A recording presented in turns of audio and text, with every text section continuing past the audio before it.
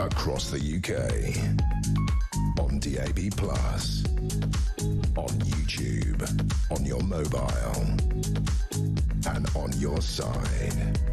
This is Talk.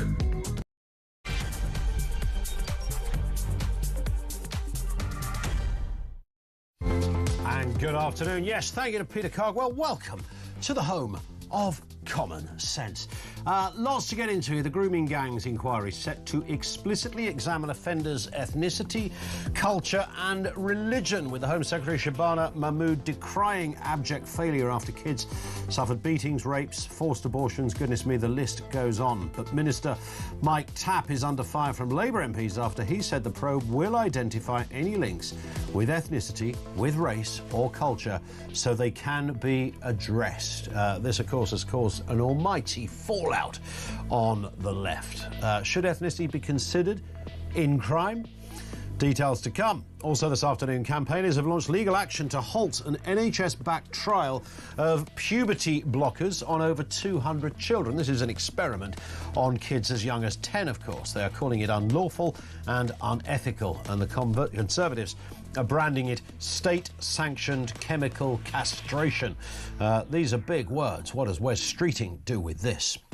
And Ed Miliband has been warned that the 2050 net zero plan could cost 350 billion quid more than a slightly slower route. The National Energy System Operator has said that dropping the legal 2050 target could save 14 billion quid a year, adding up to around about 500 quid per household. It's a no-brainer, kids. Will Ed Miliband listen, or does he think we're all going to die? So he's got to help us. Lines are open. Everything you need to know. All the breaking news right here on Talk. 0344 499 1000. That is where you send a voice note as well. If you want to message, it's 87222. So much to get into here, including this question of ethnicity and crime. Just a third, and this is extraordinary. We did bring you this stat just briefly, sort of in passing yesterday. Just a third of suspected child abusers had their ethnicity last year recorded. And figures show that they're never going to get to 100% of recording ethnicity. This is a police chief. I find this astonishing. This is absolutely criminal. How would you not? I mean, the last time I looked, every form I've had to fill out, I think, for about the last 25 years, includes that question of ethnicity. Is that not just basic and standard? In a police station, do they not put that down for no other reason than identifying you? So, you know, where you're from, your ethnicity, your religion, you know, you don't always have to answer these questions, but you might think in a criminal setting you would be compelled to provide as much information about you as they can. But it's the relevant of this. How hard can it be? So is there a correlation between certain crimes and certain nationalities? And that's what's thrown the cat among the pigeons on this one. Now, the grooming gangs inquiry will now explicitly probe the ethnicity and religion and culture of offenders. Now, this particular inquiry would be surely useless, impotent, if it didn't record that, because we know there are correlations here. We know there are common factors here. And you wouldn't have to be the chief of police to be able to work out that that might be relevant to your inquiry. So we've had grooming gang issues. We're talking here about the possibility tens and tens of thousands of young girls who've been abused and raped and attacked and used as slaves and trafficked and passed around and been the victims of the most industrial scale offence that could be committed on a child. I mean, this is sort of in another place. Almost you need another section of the crime book, really, to record the depravity and the horror that these young girls experienced, and in many cases over lots of years. And if you've taken any notice of any recent cases, and I won't bring the full detail to you here at this time of day on the radio, it is almost beyond belief. It sort of reads like a kind of Netflix drama where they've really had to kind of inflate reality in order to create the most horrific scenario. But it's not. It's very real. It also reads like something you might be noting happened in medieval times or even Victorian times. It could also force you into thinking, well, this is surely in another country. But it's not in another country. It's in this country. It's in Rotherham. It's in Rochdale, Halifax, Oxford, Derby, Huddersfield, Burnley, Newcastle, Hull, Norwich, Sheffield, Nottingham, Manchester, Coventry, Leeds, Leicester. I could go on. And the commonality in this area of abuse and grooming is that the perpetrators are Pakistani Muslim men. There are very, very few, tiny amount of exceptions to that. Pakistani Muslim men. Now, are we seriously suggesting, and by the way, when the Home Office announced they were going to look into the culture or ethnicity, background of the offenders, all hell broke loose on the left. How dare you?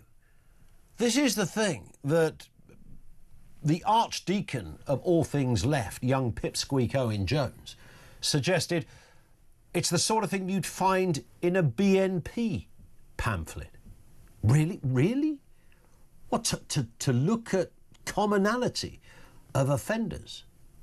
The correlation and why there would be in this one area. Now look, I don't need any lectures on this. I know that most sex offenders are white. I know most sex offences take place in the home or within the family structure of some description. I'm aware of that. This is one aspect of child abuse, and that is grooming gangs. We previously looked at a specific aspect of child abuse in the Catholic Church. Was religion a factor in this? Yes, it was, because those that were hell-bent on abusing kids found their camouflage in their faith. And they found, one would assume in some cases, almost a defence from their faith. 0344 499 1000. Correlation of all factors is vital in fighting crime. If you, for example, if you think of a football hooligan, just think of the image of a football hooligan in your head. What do you see? You see a bloke. What colour is he? He's white. What's his hair look like? Probably shaved head, right? What's he wearing? Fred Perry t-shirt? Charlton shirt? I don't know. You know, that's the image you have in your head. And there's a reason for that. Is there a correlation between that particular crime and a certain type of white alpha male right winger? Yeah, there is a correlation, because the whole thing is linked together. That doesn't mean to say that all football hooligans are white. Cass Pennant will tell you otherwise. I get it. However, it's a correlation. There is a factor there. There is common elements within that story that you would look at if you were, you know, if somebody said, oh, a couple of football hooligans just gone down the road, the old Bill, who are they likely to be looking for? Who are they going to be stopping as they drive down King's Road, looking for, Fulham, not Chelsea, looking for someone who's kicked off? It's likely to be two white guys, right? You hear what I'm saying? There's a correlation in many areas, and I don't know why anybody would lose their marbles over this particular aspect. And by the way, it is also worth mentioning, and remember, we've had figures for foreign nationals most likely to commit sex crimes, for example. So top of the list, Sudanese. Second, Afghanistan, Eritrean, Iranian, Iraqi. I mean, the list goes on. There are correlations here. And I don't know whether you look at the reason being cultural. I don't think you are born a certain colour and that makes you commit crimes.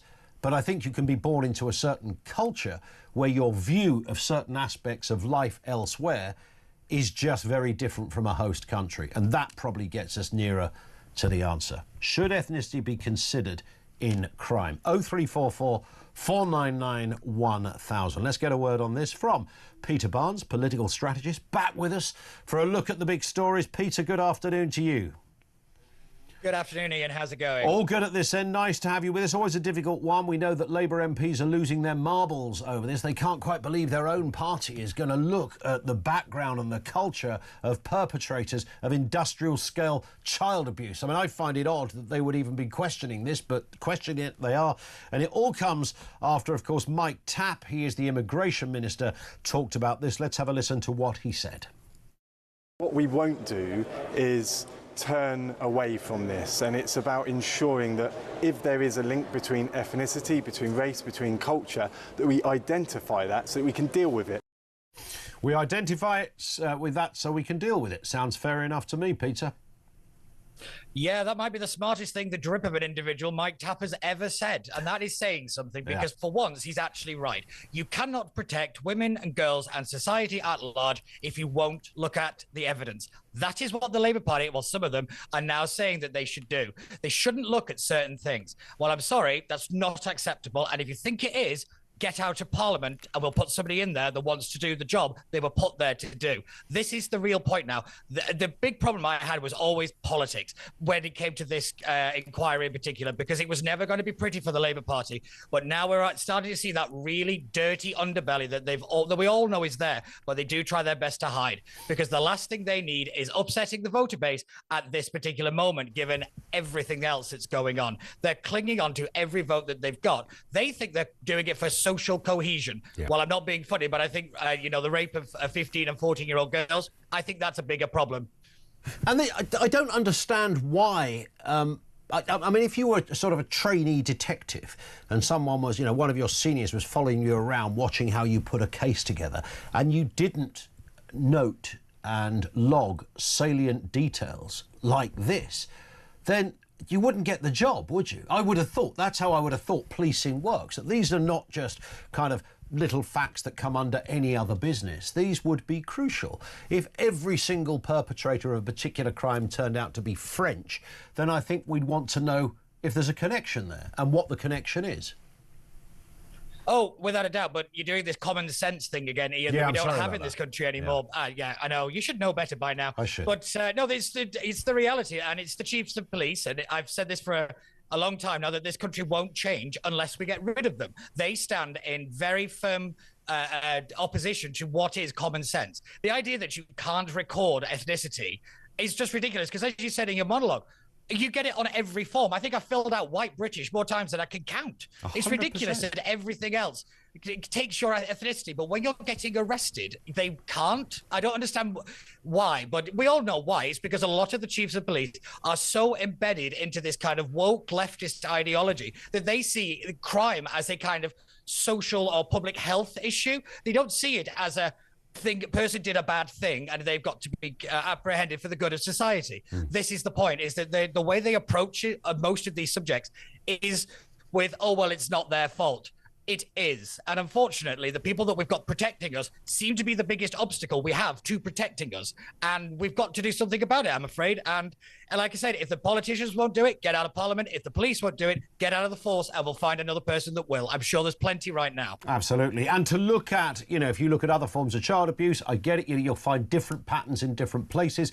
We don't have a problem with looking at certain establishments, for example, to ascertain whether there's commonality there. People have had their BDI on the BBC for a long time, wondering where that level of disproportionality came from when it comes to the Savills and the Harrises and the Stuart Halls and the like. We look at the we don't think that everybody who works at the BBC is a wrong 'un, but you would look at commonality, not because it's the BBC, because of whatever happens within that establishment clearly allows somebody a green light to commit crime. And establishments can happen because they're organisations or companies. They can happen because they're human communities. It's the same question.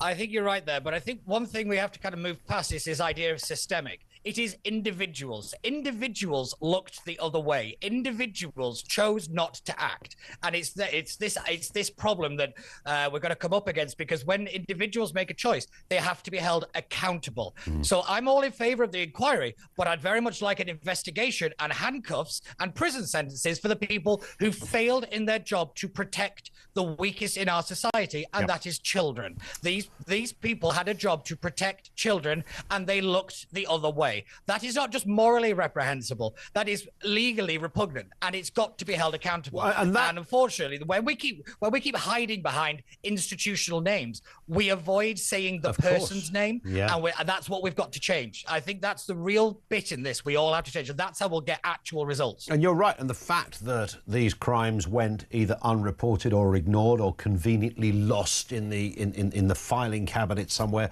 was because of ethnicity. So the idea that that would therefore be some sort of inconvenient factor would frankly render this inquiry utterly useless. You know, it's crucial and centre to everything they look at on this, and we'll come back to more calls on that very point. I want to bring in this subject as well, Peter. I know you and I have talked about this before. Campaigners have launched legal action to halt the NHS-backed trial of puberty blockers. This is over 200 kids, some as young as 9 and 10, for goodness sake. The campaigners are calling it unlawful, unethical. Conservatives branded it state-sanctioned chemical castration. I think they're right, with parents and detransitioners leading the challenge. Let's have a listen to a short clip from Louis Theroux, who made a documentary in this very area. Here it is. Now, how would you describe yourself? A girl, not a boy and a girl. You're a boy and a girl, but you'd like to be a girl and not a boy? Not a boy and a girl anymore.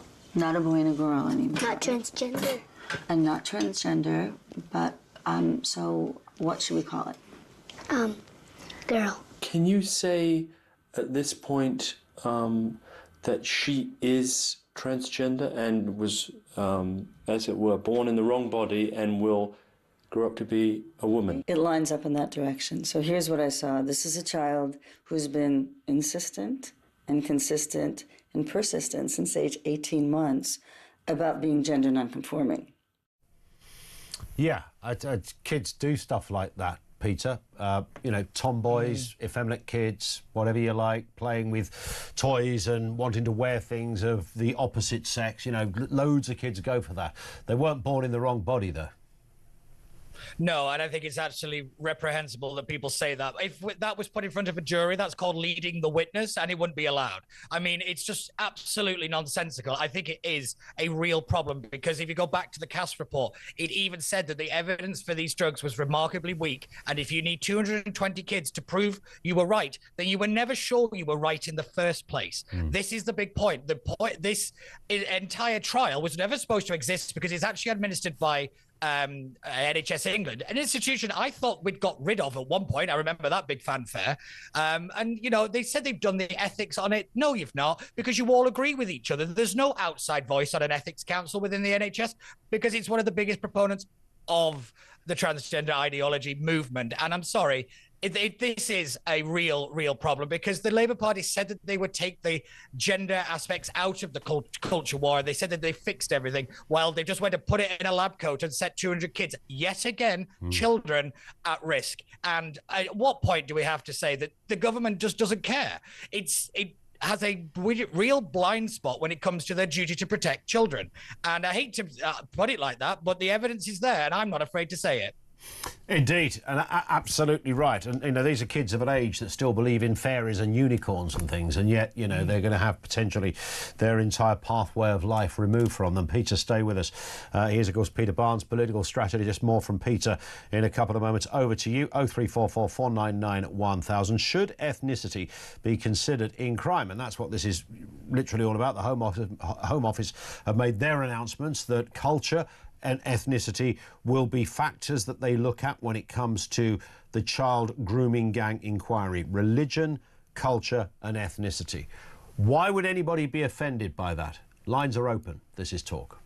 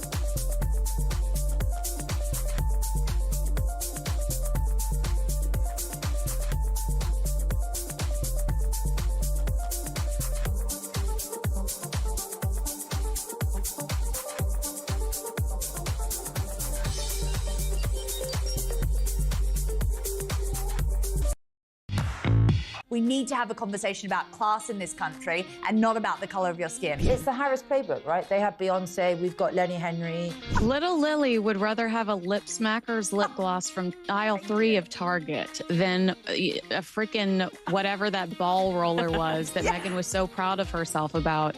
We've become such a soft touch that our system is so easy to kind of work around and take advantage of. Girl, you might be able to earn some money quickly, but no one's going to marry you. Yeah.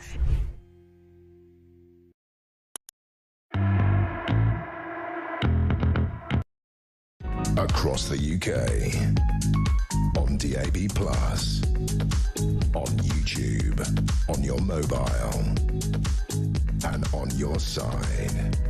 This is Talk.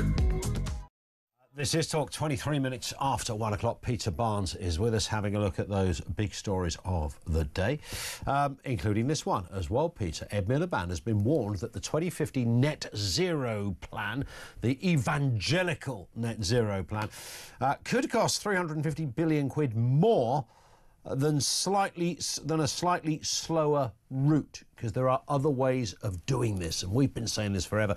The National Energy System Operator has said that dropping the legal 2050 target could save 14 billion quid a year, or in translation terms, 500 quid per household. Let's have a listen to the Shadow Energy Secretary, Claire Coutinho, saying the Tories can do better. This pathway to net zero is going to cost people more, and that has been our approach as Conservatives. When I came in as Energy Secretary, I changed the previous approach and we did a reset on net zero, and in opposition now we said we would take out the net zero legislation because it is making us poorer.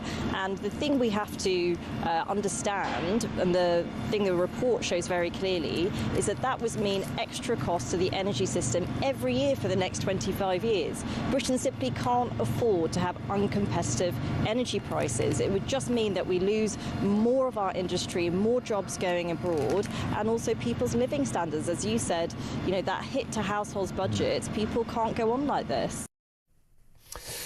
Claire Coutinho talking just after 8 o'clock this morning on College Green. Listen, are the Tories in any position, Peter, to lecture on this one? Because this whole net zero thing did come in under, I think it was Theresa May originally, and it was adopted by subsequent governments. But there's the Tories saying we'll do it better.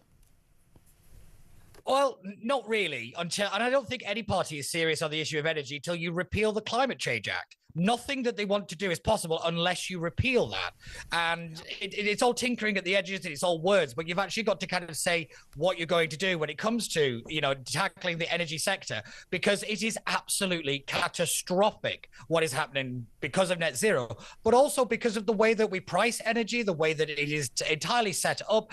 And, you know, we go off gas prices, even though it's on renewables. It is just an absolute mess. It's ridiculous. It is, well, I think we have 5 times the energy bills of America, were the highest ones in Europe. It is just ridiculous. We're never going to get growth. We're never going to get back on our feet or get anywhere where we need to be if our energy bills are this high. And let's be real, as we get AI, tech sector and booming, which we do actually have in this country, we're going to need data centers. We're going to need more energy than we ever have done. And unfortunately, we've got Ed Miliband, the guy predicted to be the next prime minister, by the way. You know, within the Labour Party anyway, you know, is running around saying it's all fine. It's not fine. Everybody knows it's not. But the real problem we have is Keir Starmer can't get rid of Ed because he's a leadership threat. So yeah, it's one of those really awful situations where, yet again, the taxpayer is footing the bill for the chaos of the Labour Party. And the Tories, they can't really say anything because, like you said, they were the ones that brought this in. Boris went mental with it. God knows why. Boris loved it. Anything. He loved the green thing, didn't he? Loved it. Anything. He talked about it a lot.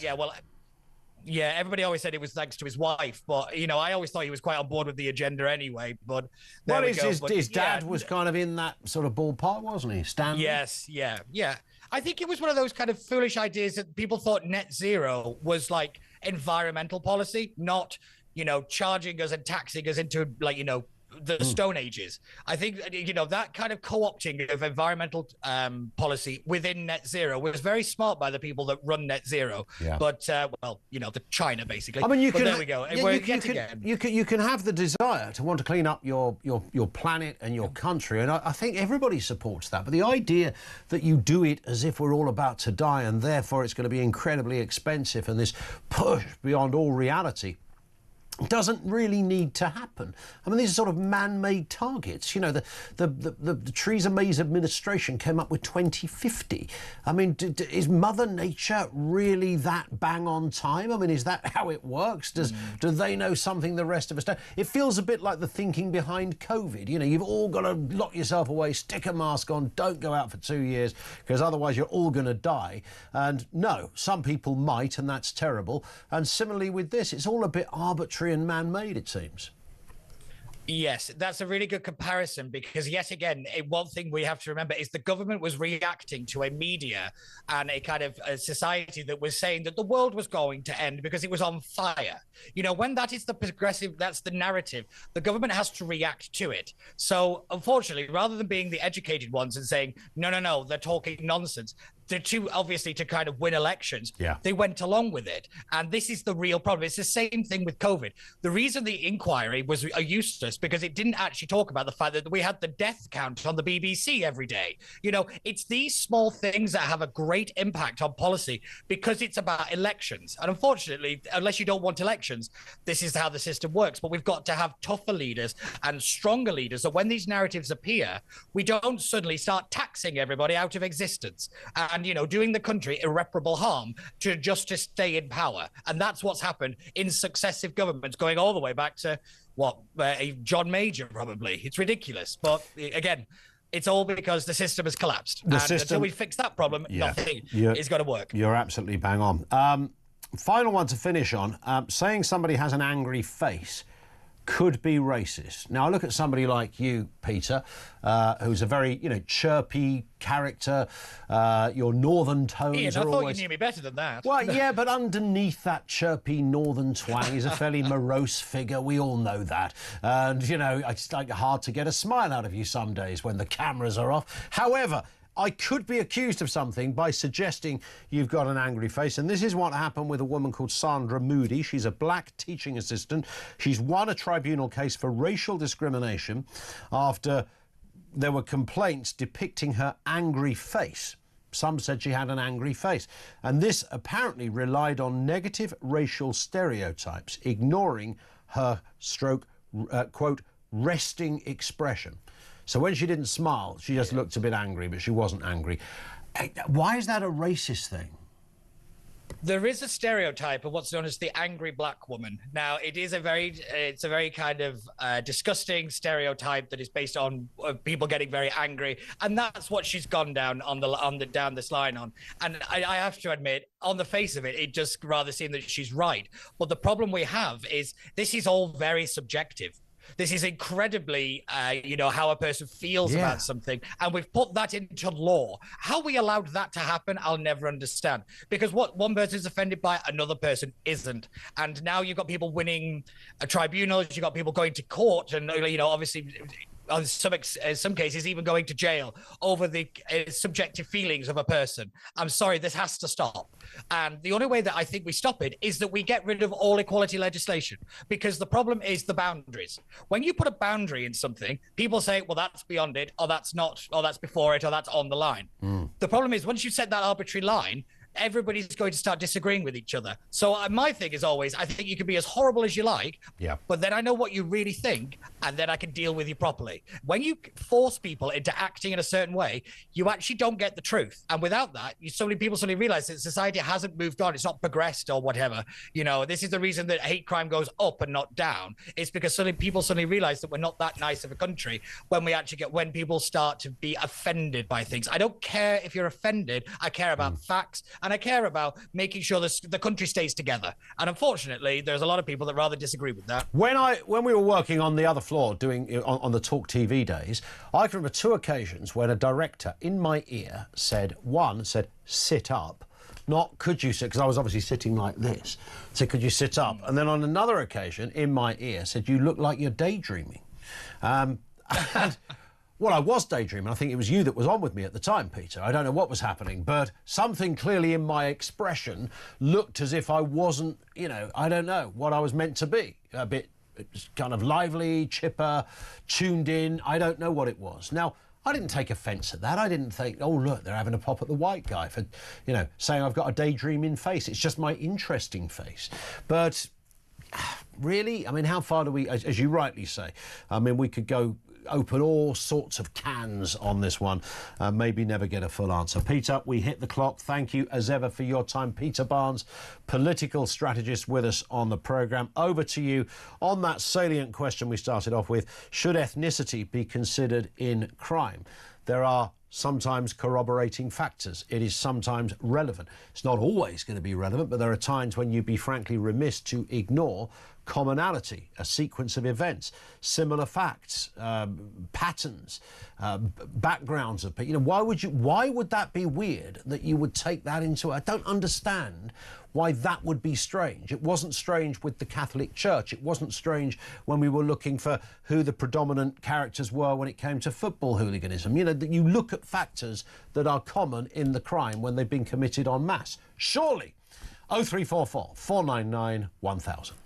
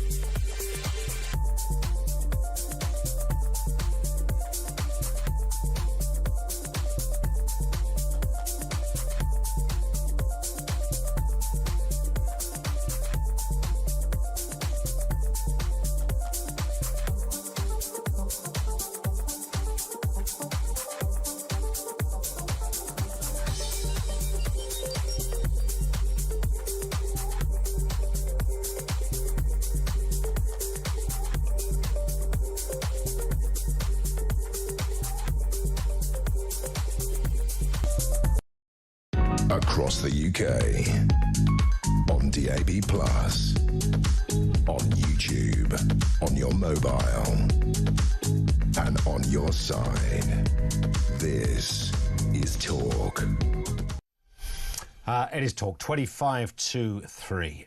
So this is the story. It's just erupted among some commentators and politicians that the grooming gangs inquiry is set to explicitly examine offenders' ethnicity, religion and also culture. Home Secretary Shabana Mahmood decrying abject failure after children suffer beatings, rapes and all manner of other horrendous elements of abuse. But Minister Mike Tapp is the one under fire because it was him that had to announce it from Labour MPs after he said the probe will identify those links. Let's have a listen to what he said. What we won't do is turn away from this, and it's about ensuring that if there is a link between ethnicity, between race, between culture, that we identify that so that we can deal with it. That sounds pretty fair enough, doesn't it? I mean, if there is a link there, what would that link be? Why are people resisting that? Let's first speak to James Mathewson, regular with us on the programme, former Labour advisor. I think we might have touched on this about a year ago, James, at some point. What is it that's caused offence with some people? Why would it be so wrong or incorrect to consider ethnicity, race or culture in a crime? It's not so much about the actual proposals, I think, with this, Ian. I think it's kind of the question as to why Labour are so focused on it and why the Labour Party itself is making sure to mention this. Mike Tabb's an interesting character.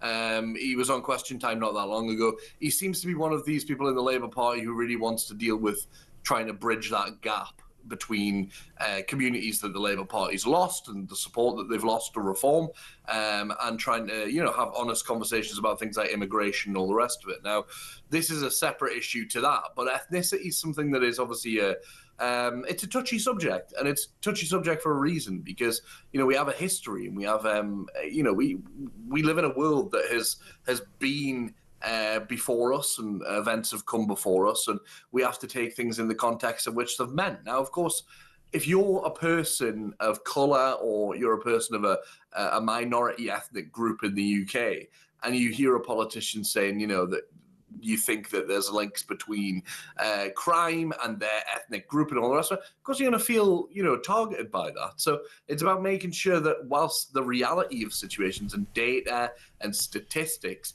can often be without context and, presented in a certain light by certain people, it's making sure that the politicians who are actually driving this are doing it for the right reason, and they're not doing it to try and, kind of deepen divides and divide and conquer, which is the oldest tactic in the book. There is irredeemably a link here, though, isn't there? If you have tens of thousands of victims and the perpetrators are all Pakistani Muslims, then you're going to look at something in that, surely, to make the connection in that this particular aspect of child. I have no truck in understanding most child abuse is committed by white men. I understand that they're mostly in family structures. You've just said yourself. This is the language that we get into. You've just said if the perpetrators are all Pakistani Muslim men within the grooming gang inquiries that this will mostly focus on, that is true. No. It's not true. It's not true. Okay. No, not all grooming gangs are committed by Pakistani Muslim men. You just said all, and then you've said that the majority are still committed by white British men, which they are. So if you want to look at, for example, Rotherham, Rochdale, Huddersfield, Halifax, Bradford, West Yorkshire, Oxford, Derby, I mean, I could go on, then you will find that commonality that I've just raised. Yeah, and if you look at Glasgow, every single rape gang has been white. Yeah, and you want to look at proportionality of that? I don't suppose you do, because it wouldn't be a convenient answer for you. It's not about convenience at all, I'm not trying to push some agenda here. No, but there is clearly a very specific issue in a group of people from a smaller percentage of the population carrying out a much wider percentage of these crimes. No, I think the problem's men, Ian. I'll be totally honest with you. I really do think the problem is men. And we can say that it's men of certain ethnic, kind of minorities are more prevalent, or it's more prominent in these groups or that group. It's men in general. And it's different types of crimes in different types of communities. That's always been the case. That always has been the case. But, it doesn't change the fact that every day women are killed and murdered. No, that is true. Nobody is disputing. But are you seriously disputing that there isn't a massive disproportionality within this aspect of child sex assault, grooming gangs, represented by men of Pakistani origin? I don't understand what the question is. You do understand the question. You do understand that. Are you suggesting there's not something of note, to put it very lightly, in the correlation and the commonality of a disproportionate representation of the population, but an over-representation of this particular crime in grooming gangs? It's massive. It's industrial scale massive, James. You must be able to see that. Well, obviously these grooming gang scandals, Rochdale, Rotherham, all of those. Yeah, absolutely. Of course they are. But I don't think it's a factor in why the crime has been committed. I don't think it is. Could it be? Because I've always thought, I don't believe, by the way, that it's because you're a Muslim. Let me get that out there. I don't believe. Lots of people do believe that. I know they do, and then they find arguments. They go, "Oh, it says in the Quran." It doesn't say any of that stuff. Right? I agree. So that's a red herring that is thrown out there, and then the next thing that comes on the back of that, people go, "Oh, Muslims are allowed to lie to you. They've got a special word for it. Can't remember the word now." That's also nonsense. It doesn't apply in this respect. So all of that. Culturally, however, if you've come from a certain background, and I've always thought this was about racism more than it's about, I don't think it's about religion, I think it's about racism, basically. People who felt culturally they might have use their religion in their own minds, because I don't believe anyone who commits these kind of crimes could really call themselves religious of any persuasion, frankly, because they're so horrific, whether you're Christian, Jew, Muslim or whatever. But there's clearly something here where young white girls and vulnerable white girls were seen as easy targets and worthless enough, which to me defines it as racism.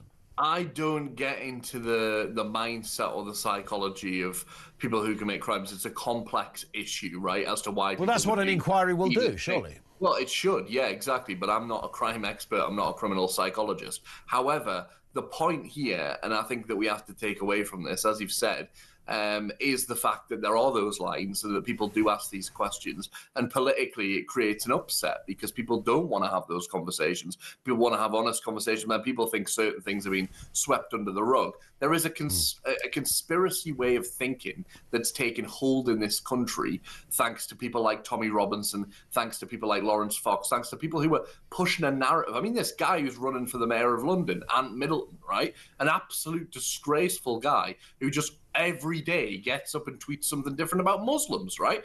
At the moment in this country, if you are a Muslim and you feel like, you know, you're a British Muslim and you feel like you're being targeted by people and being, you know, accused of all sorts of things, and that you have a predisposition because of your faith or your ethnicity or your background, your racial background, a predisposition to commit crime.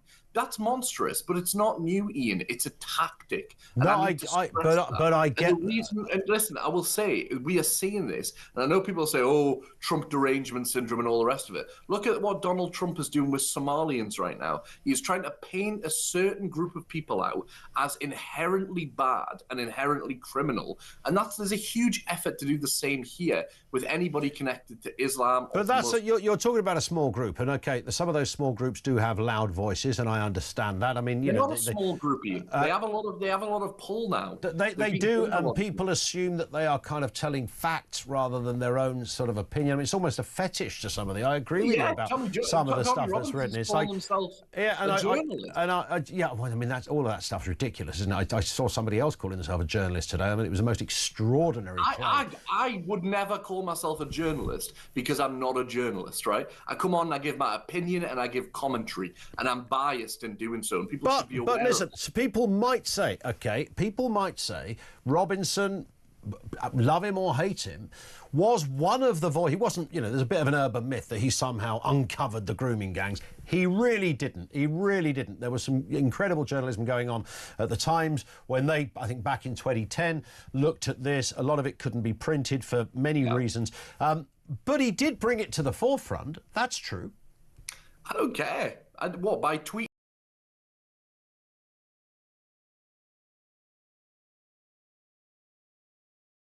His own ego, right? And we spend far too long talking about him, and I know I brought him up, by the way, but the problem is that we need to realize that these people are not having these conversations innocently and without bias. Okay. They jumped very easily from, yes, there are genuine concerns here and disgusting crimes that have been committed. Which is... We must deal with that. Absolutely. It jumps very easily into other crimes, and some of those voices, which is I've always said, you would be called if I was the judge, I would say this person is an unreliable witness because that bit might be true, but frankly, I wouldn't have Harold Shipman there advertising aging pills, even if they stop people from dying, because you'd say, well, everything else about the guy is too tainted. I get it. Listen, James, thank you very much indeed for that. 0344 499 1000. Notwithstanding the fact that some of those names have been relentless in keeping up pressure or keeping stories in the public domain. I don't take that away from anybody, by the way, but you have to get the right context on this. Otherwise, you end up back where it all started, where establishments and institutions going, oh, we want to be careful of this because it might become a racist inquiry, and we don't want it to be. We want it to be factual. We want it to be evidence-led, and we want it, if it has to be uncomfortable. 0344 499 1000.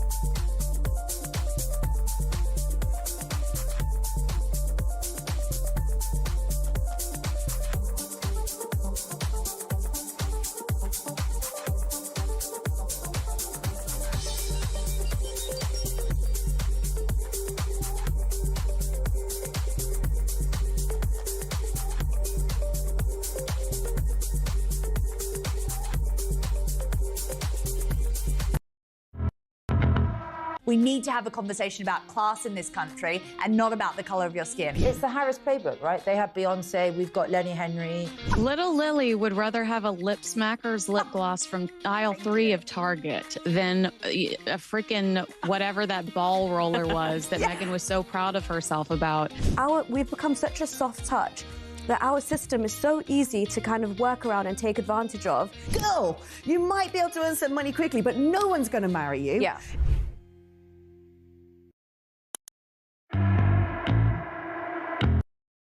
Across the UK, on DAB+, on YouTube, on your mobile, and on your side. This is Talk. Really good point from James, who says, if ethnicity and culture combine to make you more criminal, then folks should be made aware. If race A is more prone to violence, crime, abuse over race B, then you can look into why. After all, the Foreign Office have a list of countries to avoid. That's a really good point. Don't go to that country. It's quite violent. You might get attacked in the street. There's a known local contingent of very bad people. That's written on their website. Nobody really complains about that. They call it sound advice. Even the BBC would say, don't go to, I don't know, Qatar, or if you're there, don't go out late at night on your own. You'd get these kind of things. That's apparently fine. This one comes in from No Name Giver. Mr. Collins, grooming gangs have been a thing since the 1970s. It was established years after many reviews and reports. The Pakistani and Bangladeshi men were overrepresented with this crime. Why on earth are they only saying they'll now look if there's a link? And would the link be, to me, it's cultural more than it is anything else. There is a sense among some elements of those communities that they have a righteous position in life over trashy, their words, trashy white girls. Hence the reason why you can abuse with some level of impunity in their minds. I think that is almost dictionary definition racism. I don't believe it's written in their good book anywhere that, oh, by the way, if you get the urge, go and try and rape a 7-year-old or a 13-year-old. That isn't there. I know some people do try to make that fit. I think we are largely talking about a cultural issue here more than anything. David Shipley is with us, social commentator who's just suffered enough from being stuck on a train. It was horrendous, yes, it was horrendous. I know that train. I know that driver, frankly. Got it in for us. You, of course, talk a lot about, prisons and punishment and this kind of, these sort of areas. This one has gone on for years and years. A contributor there saying even back to the 70s this was a discussion about grooming gangs. There is a disproportionality, it seems, on the link between perpetrators' background, and when I say background, some will say it's ethnicity, some will say it's religion, others will say it's cultural. Where are you on this whole story, David? Well, I think it's very clearly the case that this particular form of abuse is linked to a particular ethnicity. And we know this from the Baroness Casey report back in June, so it's strange that we're still having these debates and people are acting as if it's not known. So, Casey was very clear that there's a particular community, Pakistani Muslim men, who are significantly overrepresented in these crimes. And you look at some of the data from Rotherham, for example, there was this thing called Operation Stovewood, which is a police investigation into what they call non-familial child sexual abuse and exploitation, which is we would call grooming gangs. There they found that almost 9% of all the Pakistani Muslim men in Rotherham were believed by the police to be involved in this form of offending. There's a huge overrepresentation. That's massive. Yeah, it's not a few bad apples. And in comparison, I think it's something like 120 something times the rate at which white British men were committing these offences.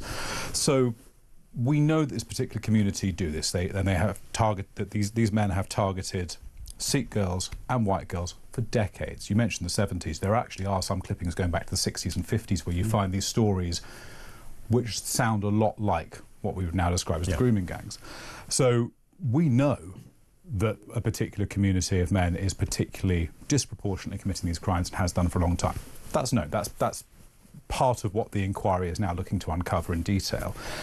And one of the reasons that we know it is because of Casey's report, but we also know that a lot of, as you were saying, a lot of the men who commit these crimes do them out of a sense of ethnic superiority. Yeah. You see it. I can't say these things on air, but if you go and read the transcripts which have been published by Open Justice, some of the things these men said... some of these are recent as well, these transcripts. They are absolutely horrendous. They are. We can't say what they said, but I think people should go and read them, and you will see that again and again and again, these men use very, very racialised language. They make it clear that part of the reason they are abusing, raping and torturing these girls is because they are white, and they see them as lesser, and they want to target white girls, and they use this horrendous language. So we know it's a crime committed by a particular ethnicity. We know it targets a particular ethnicity. It's a racist crime, although we also, it seems, have never prosecuted anyone for racially aggravated rape for these crimes, which I think is concerning. But we also, it was covered up because of this squeamishness about racism. You know, this fear of describing this ethnicity issue. So is it, when you look at what the choice of words from the Home Office, where they will look at ethnicity, religion, culture, all of those are separate attributes, if you like. Obviously they can all come together, but is it, would you pick one of those words, or would you say all of them? I would imagine the religious side, in their own mind, because as I said to our previous guest, you could argue that, you know, if you are the sort of person that carries out these kind of crimes, you surely have no religion, no right to a religion, because there's no faith on the planet that would say, yeah, that's fine to go ahead and do that. But I'm pretty sure, as we saw in the Catholic Church, many of those abusers would have felt sort of shielded almost by their kind of ecclesiastical framework around them. Well, I think it is clear that there's been a lot of shielding of men, and you see it, you know, if that many men are committing these offences, people must know. And also there's a particular characteristic of these crimes where these guys will, you know, get hold of a young girl who they're going to abuse and rape, and they will contact friends, relatives, and invite them to come and join in, which is again a particularly strange and awful aspect of this sort of offending. So what aspect of it is ethnicity, culture and religion? I mean, ethnicity is often misunderstood. Ethnicity doesn't mean skin colour. When we talk about ethnicity, we're talking about a particular group which will have, you know, sort of racial characteristics and cultural characteristics, not religious characteristics. So in this case, we're mostly talking about Mapuri Pakistani men from a particular area of Pakistan. We don't really know which of those factors is the most important, because no one's ever really been able to study this, because everyone's been terrified of being called racist. So maybe this will be the beginning of that process. And I think those who are opposing these investigations, if they really don't believe that Mapuri Pakistani men are massively overrepresented in these crimes, they should welcome a full inquiry, because presumably that will exonerate this community. Yes, I mean, you'd have thought so. And I've also heard people say there's a kind of contagion in this criminality, in that, you know, a grooming gang begets a grooming gang. The word gets around, as it were. Hey, guys, you know, there's these young girls, they're up for a party and anything can happen, and they're fine with it. And so, you know, mates in other towns get hold of this. So there's also that aspect too. Again, you see this in the transcripts. There are cases where these girls are trafficked around the country. Yeah, literally around the country as well. Men are brought from London, from Birmingham. Those are the two cities, by the way, where we've never really seen meaningful prosecutions into these gangs.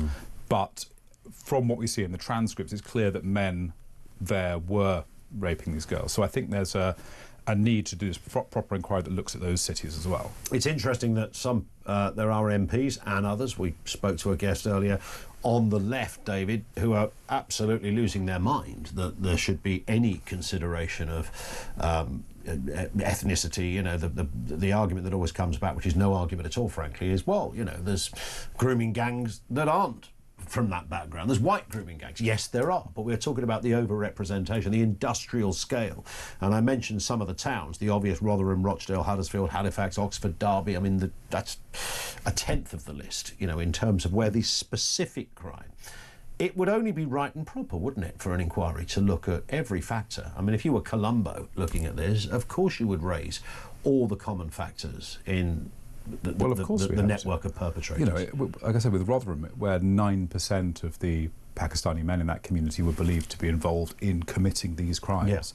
You know, if you have almost 10% of a community doing a particular kind of offending, which is vastly, you know, orders of magnitude more than other ethnicities and other groups around the country are doing, that's a problem. And we have to be honest about that. And I can understand why, for people on the left, they find this idea threatening. You know, a lot of them rest on this argument that, you know, we're a blank slate, everyone arrives here, everyone's the same. But there are, of course, differences in culture and religion and ethnicities which are real. And we have to live in the real world. And these crimes have historically been committed and are being committed by a particular group.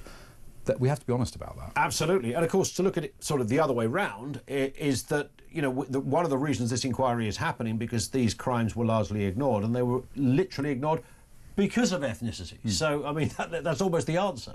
This is the key issue as well. You know, and again, Baroness Casey talked about this a lot in the summer.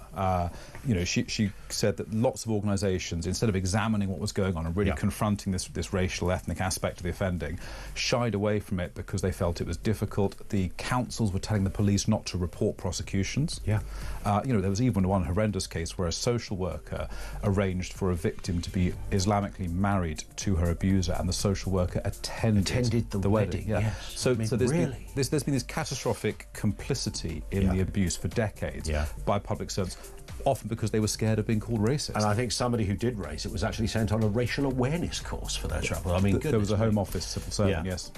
David, thank you. Good to see you. David Shipley with us on the programme. Over to you, 0344 499 1000. This is Talk.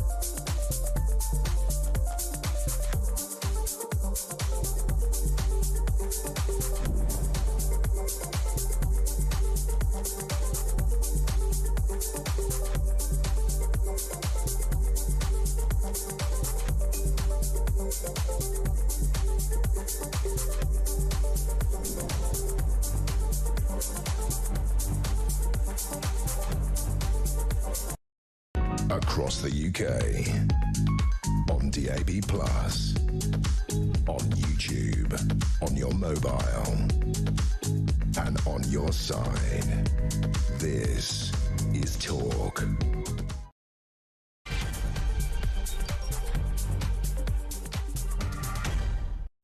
There is a lot to wade through. We're going to give it our best to cram it into the next couple of hours.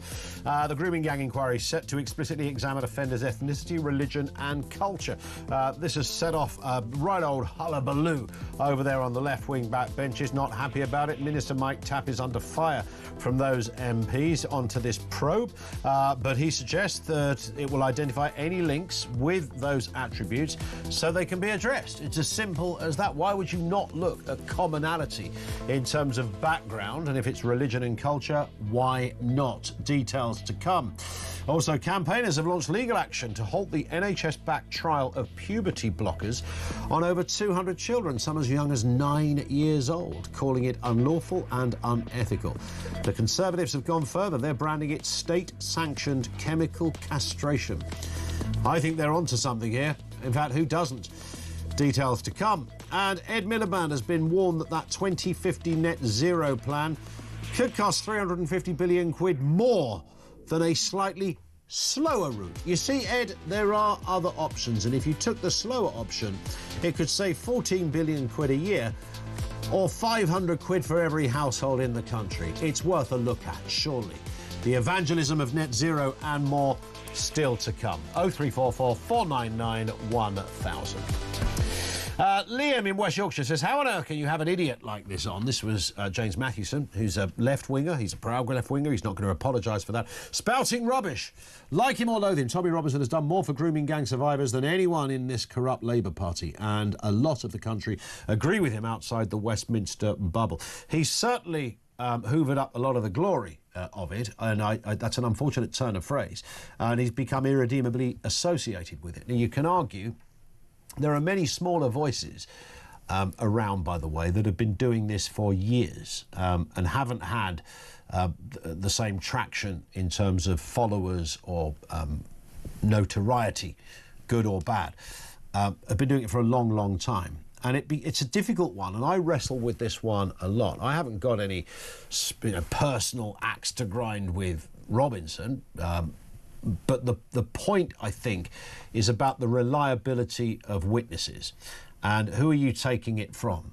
And would there, not specifically him, but many others, would they be seen as the person that you would want representing the cause if there are other factors that perhaps dilute to many their credibility? And I think that's kind of where we find ourselves with a lot of people on social media. There's a lot of people who say wise words. If you think of the worst person you've ever heard of, at some point in their life they said something pretty wise that you fundamentally agreed with, unequivocally so. But you think, yeah, but I couldn't invite them to my wedding because they also think that, and you get into that sort of territory. And I could go on forever about this, a bit of a pet subject, about what they call the new media. It's not really new journalism. It's not journalism at all. It's opinion. And there's nothing wrong with that, by the way. I just wish people would call it for what it is. This one, interestingly, we were talking about the police not recording ethnicity. Just a third of suspected child abusers had their ethnicity recorded last year. And according to one police chief, they're never going to get it 100%. And I was suspicious of that. And Paul in Fife, who's a former cop, so he knows this territory, has rather backed this point up. He says, as a retired police officer, I can tell you categorically the idea that nationality of offenders is not always recorded is nothing short of lies. At the outset, when you arrest an offender, you update the crime report with the accused details, which always includes place of birth and nationality. Your intelligence systems are also uploaded with these details against an offender's intelligence file. In Scotland, the Scottish Criminal Records Office files are also updated and records nationality and place of birth. In England and Wales, their PNC record, Police National Computer Record, and CRO record are also updated with these details. I worked in the police for over 45 years. Yes, 45 years. These details are recorded. We're being lied to. Is it, and Paul is absolutely bang on and has confirmed what I think, certainly I think most people thought. What about ethnicity and religion? I guess that's maybe where perhaps the issue comes from. I'm assuming. Thank you, Paul, for that. Really appreciate that informed injection into this conversation too. 0344 499 1000. So let's look at this story, the puberty blockers stories. It is a sort of story you have to read not once, not twice, but half a dozen times before you sort of conclude they're going to do what? They've selected 226 children, all under 16, some as young as 9, to be part of a puberty blocker trial. Trial, by the way. NHS backed. Our doctors and nurses carrying this out on kids who still believe in the tooth fairy. Campaigners have launched legal action to try and halt this. The Conservatives have called it state-sanctioned chemical castration. These are strong words, but they are absolutely correct. Let's speak with Amy Gallagher, commentator with the New Culture Forum, ex-nurse, ex-NHS nurse, who worked at the infamous Tavistock Clinic. Good afternoon to you, Amy. I mean, I really don't know where to start. We shouldn't be surprised because you and I have discussed this for many years now.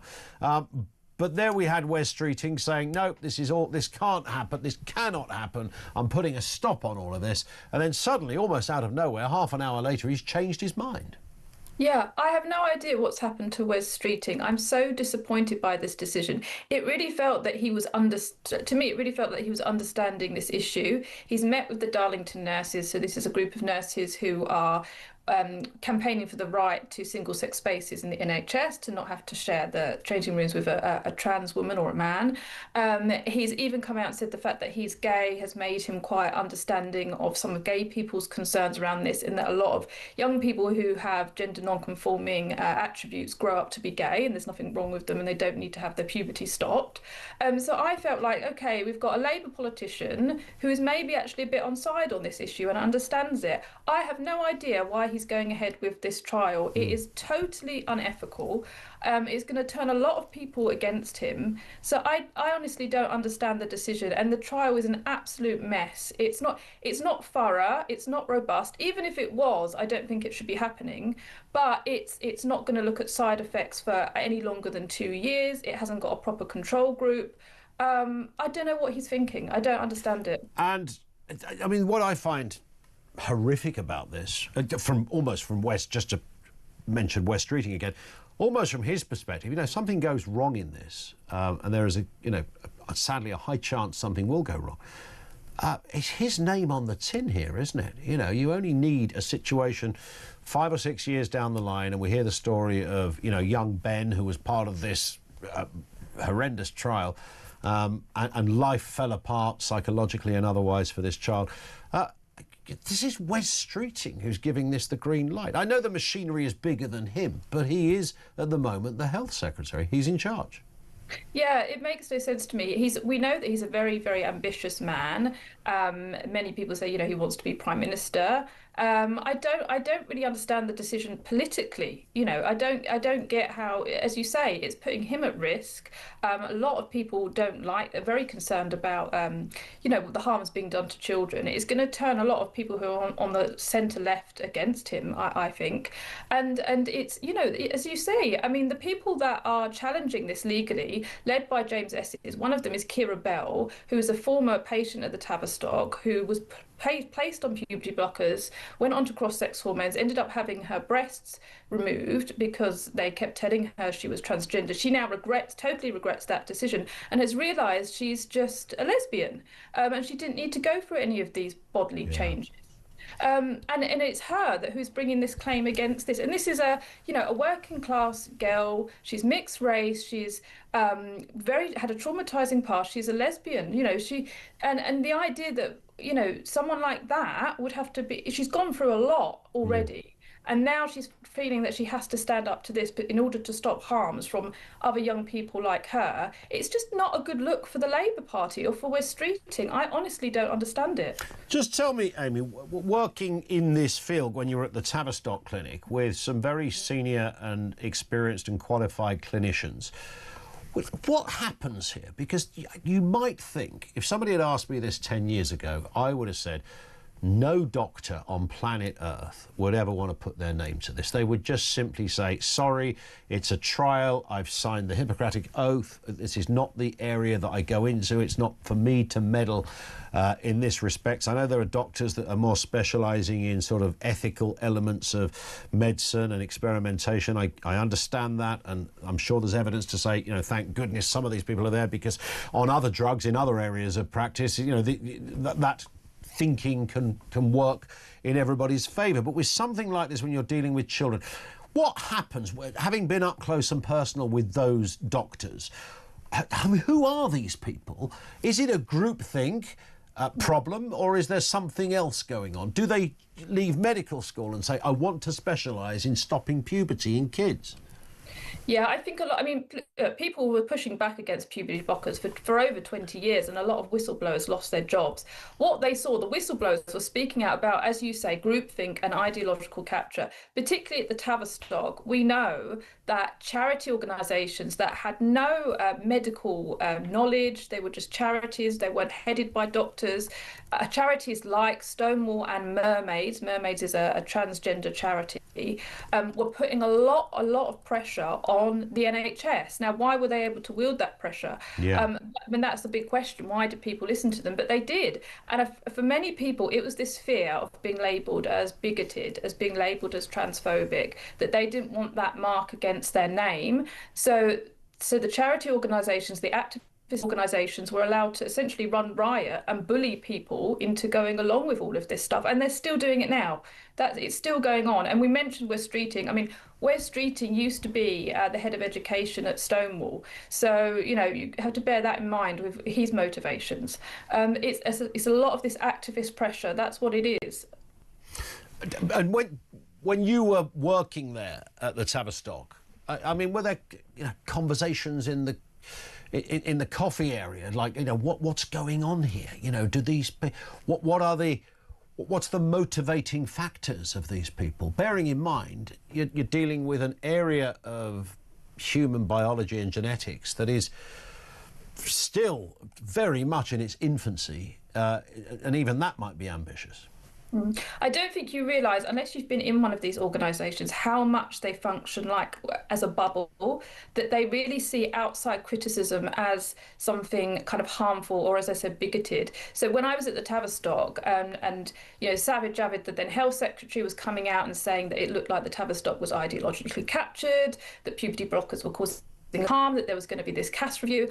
The CEO of the Tavistock sent an email round, and I received it, talking about how the Tories were turning on them, that it was media pressure, that it was totally what they were saying wasn't true, and it was we're the victims here, it's this terrible Tory government and they don't understand the issue. And it was like they were putting their hands over their ears and just saying la la la la. They didn't want to hear it. They just could not accept that they were wrong. And there's many people there still to this day that do not want to see the other side of this opinion or of this debate. They just think that they are right, they're doing good, they're trying to help people, and anybody that says otherwise just needs to be sure. We don't need to listen to them. It's that crazy. It's really crazy. Yeah, absolutely. Amy, thank you very much indeed, as ever, for your time and view on this. Amy Gallagher for the New Culture Forum, but she is an ex-nurse from the Tavistock Clinic, and I think that groupthink problem is there. And then when you get politicians maybe opposing it, as she mentioned, Sajid Javid, former Tory Health Secretary, that almost becomes a motivating factor for some of these people. Well, if the Tories are against it, we must be doing the right thing, because they're just a load of old phobes in some respects. 0344 499 1000. Your thoughts on that? Let's go to James in Wolverhampton. Back to our original question about ethnicity and crime. James, what have you got for us? Good afternoon. Good afternoon, Ian. Right. I'm second generation Indian, yeah? Yep. And I know a lot of Pakistani people in the West Midlands. Yeah, even they know that this is going on in their society. Now, they're not all bad, but you got that small 2% that are a bit crazy, Sure. And, but the government needs, and it is what it is. But they're disgrace. What do you think? Is it a cultural thing, James? Is it just basic racism? We believe we are better than these young white girls. They're just trash, so therefore we are satisfied that we can do whatever we like. A combination of things. I'm not 100% certain, but it does go on a lot in these Muslim countries, in Pakistan, Afghanistan, where they will abuse children. It's not all of them. A small 2%, but they'll my Pakistani mates, they will admit that these people, do it, and it's more about education as well. It's the uneducated people. It's not the doctors and the accountants. It tends to be the taxi drivers and. And yet the strangest thing is, James, that if you did this, in some backwater bar in Karachi, then and you got caught. The Pakistani system would probably chop your head off, or certainly chop your whatsits off. No, you wouldn't. You'd probably get away with it. Honestly, you would get away with it. You think? And same in India. If you go to prison in India, you can buy yourself out. I mean, rape is punishable by death in Pakistan. So where does that leave it? Well, it depends on who you are. So if you got money, you Right, probably so, can get away. OK, yeah, I can kind of get that bit. I understand it. Listen, Yeah. James, thank you very much indeed for that. Mark says, police custody records, when somebody is booked in, the self-defining ethnicity is added to the record. Then there was a space for officers to put what ethnicity they believe the suspect was. Religion was also documented because of food requirements, says Mark. Thank you for that. One in from Trevor in Harrow. Have you noticed they only want to note down the ethnicity of people if it is to show how bad white people are? But they never seem to collect the data, any data, if it could possibly be the other way around. Is it statistics? No. Let's call it left-wing propaganda. Well, we know what it... Thank you, Trevor, for that. We know absolutely that kind of thing was happening. If you had... And this is the... To me, as big as... I mean, we know about the perpetrators of grooming gangs. Not all of them, by any means, have ever been caught. And the more we can catch and arrest and imprison, obviously, the better. But the other equally unspeakable crime are those within the system, whether they are counsellors, whether they are in the teaching profession, social workers, local politicians, whoever they happen to be, that said, no, don't touch this one, mate, it's too tricky. Try not to talk about it. And you think this stuff doesn't go on. And I was watching that Channel 4 documentary last night. I only caught the... Well, I came in about 15 minutes late to it, which was about abuse. I'm trying to think of the perpetrator's name. But this was a Christian issue, on a sort of Christian religious summer camp, where this man had beaten savagely, clearly for sexual purposes, the lashing of young boys, the whipping of young boys. And the cover-up afterwards, even when it came out, that one of the victims was taken to dinner, and a sort of an official, if you like, from this Christian establishment said, I can't remember the name of the summer camp, but said, we are going to protect you and get you sorted every step of the way. However, we're going to keep the names of the summer camp out of it. It's like, really? Those kind of people, yeah, they should be in the chiller too.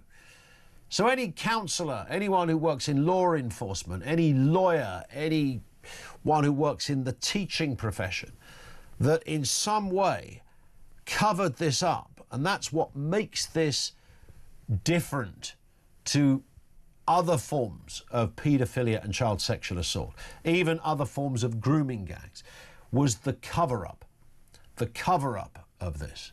The idea that the establishment didn't want to pursue things because, well, it's a bit delicate because, you know, these are all kind of brown guys of a particular religion and from a particular country, and that might open a big old can of racist worms. Well, get in the bin. Who cares?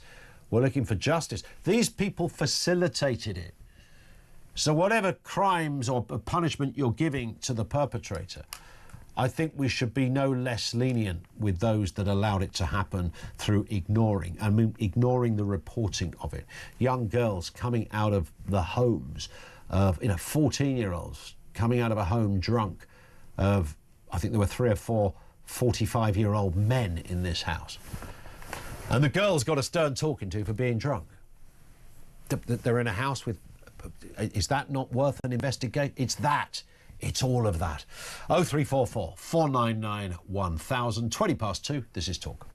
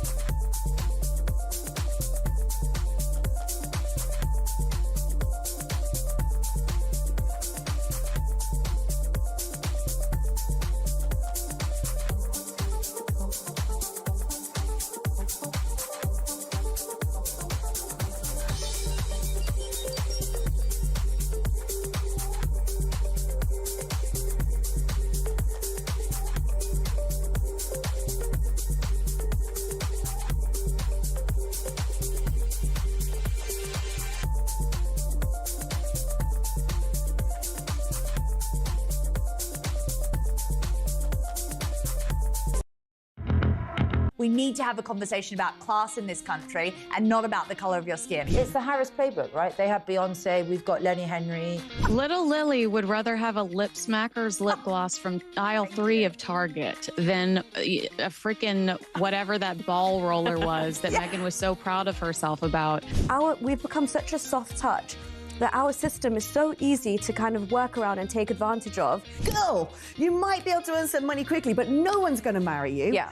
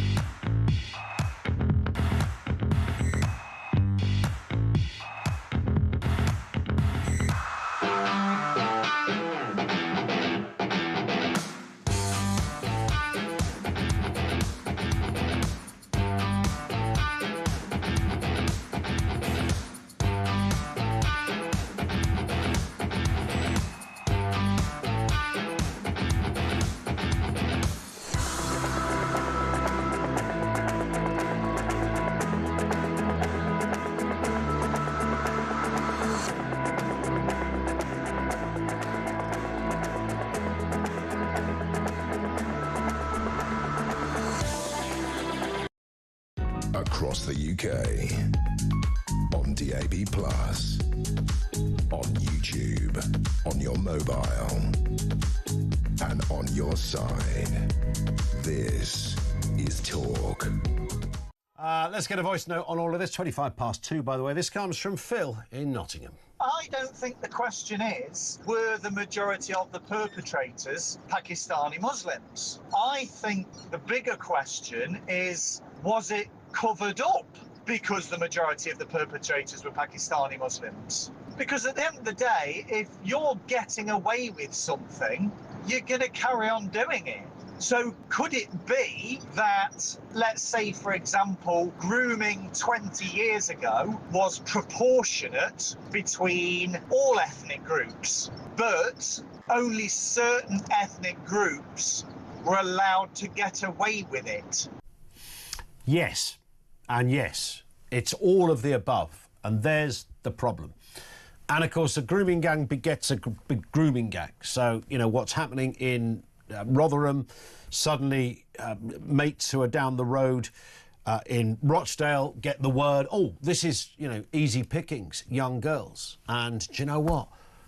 Even the old Bill know about it. Even the local councillor knows about it. Been reported. Nothing happened. Doesn't take long before, you know, that kind of sort of nudge effect of impunity becomes contagious, and you have a bigger problem on your hands. Absolutely bang on from Phil. Richard is in North London. On this point, Richard, what are your thoughts? Good afternoon.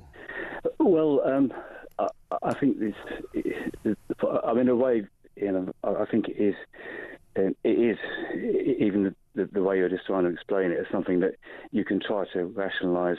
I just think it's far, far bigger and far worse than that. I mean, this is the worst scandal in our recent political history, and we've seen nothing like this because of the cover-up as well as the actual crimes. Well, it's yes, because of the cover-up, but because of what's actually happened. I mean, for instance, we're talking about slavery here, and a lot of people don't know this, but actually slavery was never actually legal in Britain. It's never been legal. Now, doesn't mean to say that we weren't involved in the transatlantic slave trade, but slavery was never actually practiced in this country. So what's actually happened here is that for the first time, really, you could say for the first time ever, we've seen slavery practiced in I mean, is that a kind of very loose way to look at it? I mean, exploitation clearly back in the day was rife. You know, we used to send kids up chimneys. We used to make, you know, young girls work till midnight and God knows what else. Yes, Ian, but we didn't target certain races doing that, and this is the reality. And I think this is the problem, but because we've downplayed it so much. Yeah. I think the biggest problem, you mentioned actually the cultural issue about the Pakistani rape gangs. To me, the cultural issue is how we've accepted it, because what's really gone on here is that it's the biggest evidence we've ever seen that actually British multiculturalism has failed. We've bent over backwards to be as accommodating as possible to people. You've talked about you and I talked about this only a couple of weeks ago.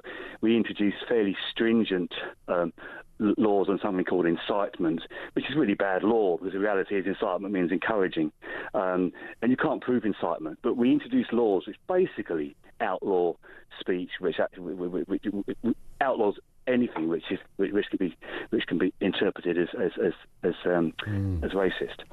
So we're bent over backwards, and yet we see this most horrible social problem in our history.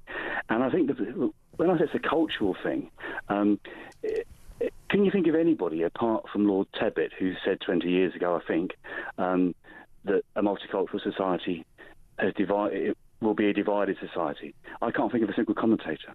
And I think the problem is we simply can't come to terms with this. So it's actually about our culture, the culture, if you like, the culture of multiculturalism. And the really sad thing, I mean, it boils down to this. We had a public inquiry over the Macpherson inquiry over the racist murder of one black man. Stephen Lawrence. And the fact that it wasn't, and of course the fact that it wasn't investigated. And yet we've now seen what looks like tens of thousands of racist rapes. Tens of thousands. That does, yeah. Thank goodness there was some semblance of justice for the Lawrence family. But you're right. That isn't the point you're making. You're making the point that how did so much effort go into one area and was completely forgotten in another area that was happening on an industrial scale. And I think the really frightening thing is that earlier this week, Donald Trump supported a tweet that said that the cowardice that the British have shown in handling matters of migration is why their civilization has collapsed. And I know Donald Trump often says and supports some fairly strange things, but if we're going to ask ourselves a question, that's why, Ian, America probably will not send any troops to defend Europe or Britain in any future World War III. They don't think it's worth it. They think we've given up.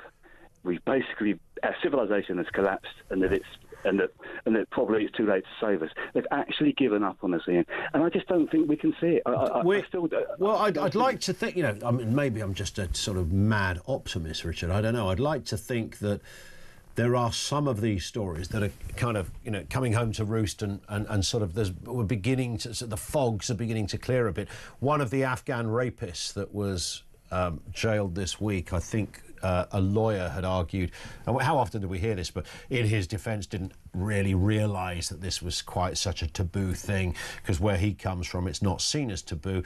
Well, there's your answer, right?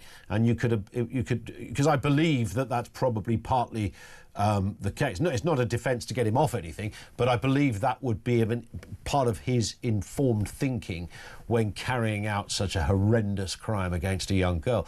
And these grooming gang merchants are clearly of the same stripe, right? It's that thought that, whether if you import third world thinking, then don't be surprised when that manifests in areas such as this. Now, you have to be careful when you say it, because there's going to be clearly a lot of people who come from those backgrounds and those very same towns back in Pakistan or Afghanistan go, hang on a second, I wouldn't dream of raping anyone. So I get, it is tricky, but it shouldn't be so tricky that we ignore it.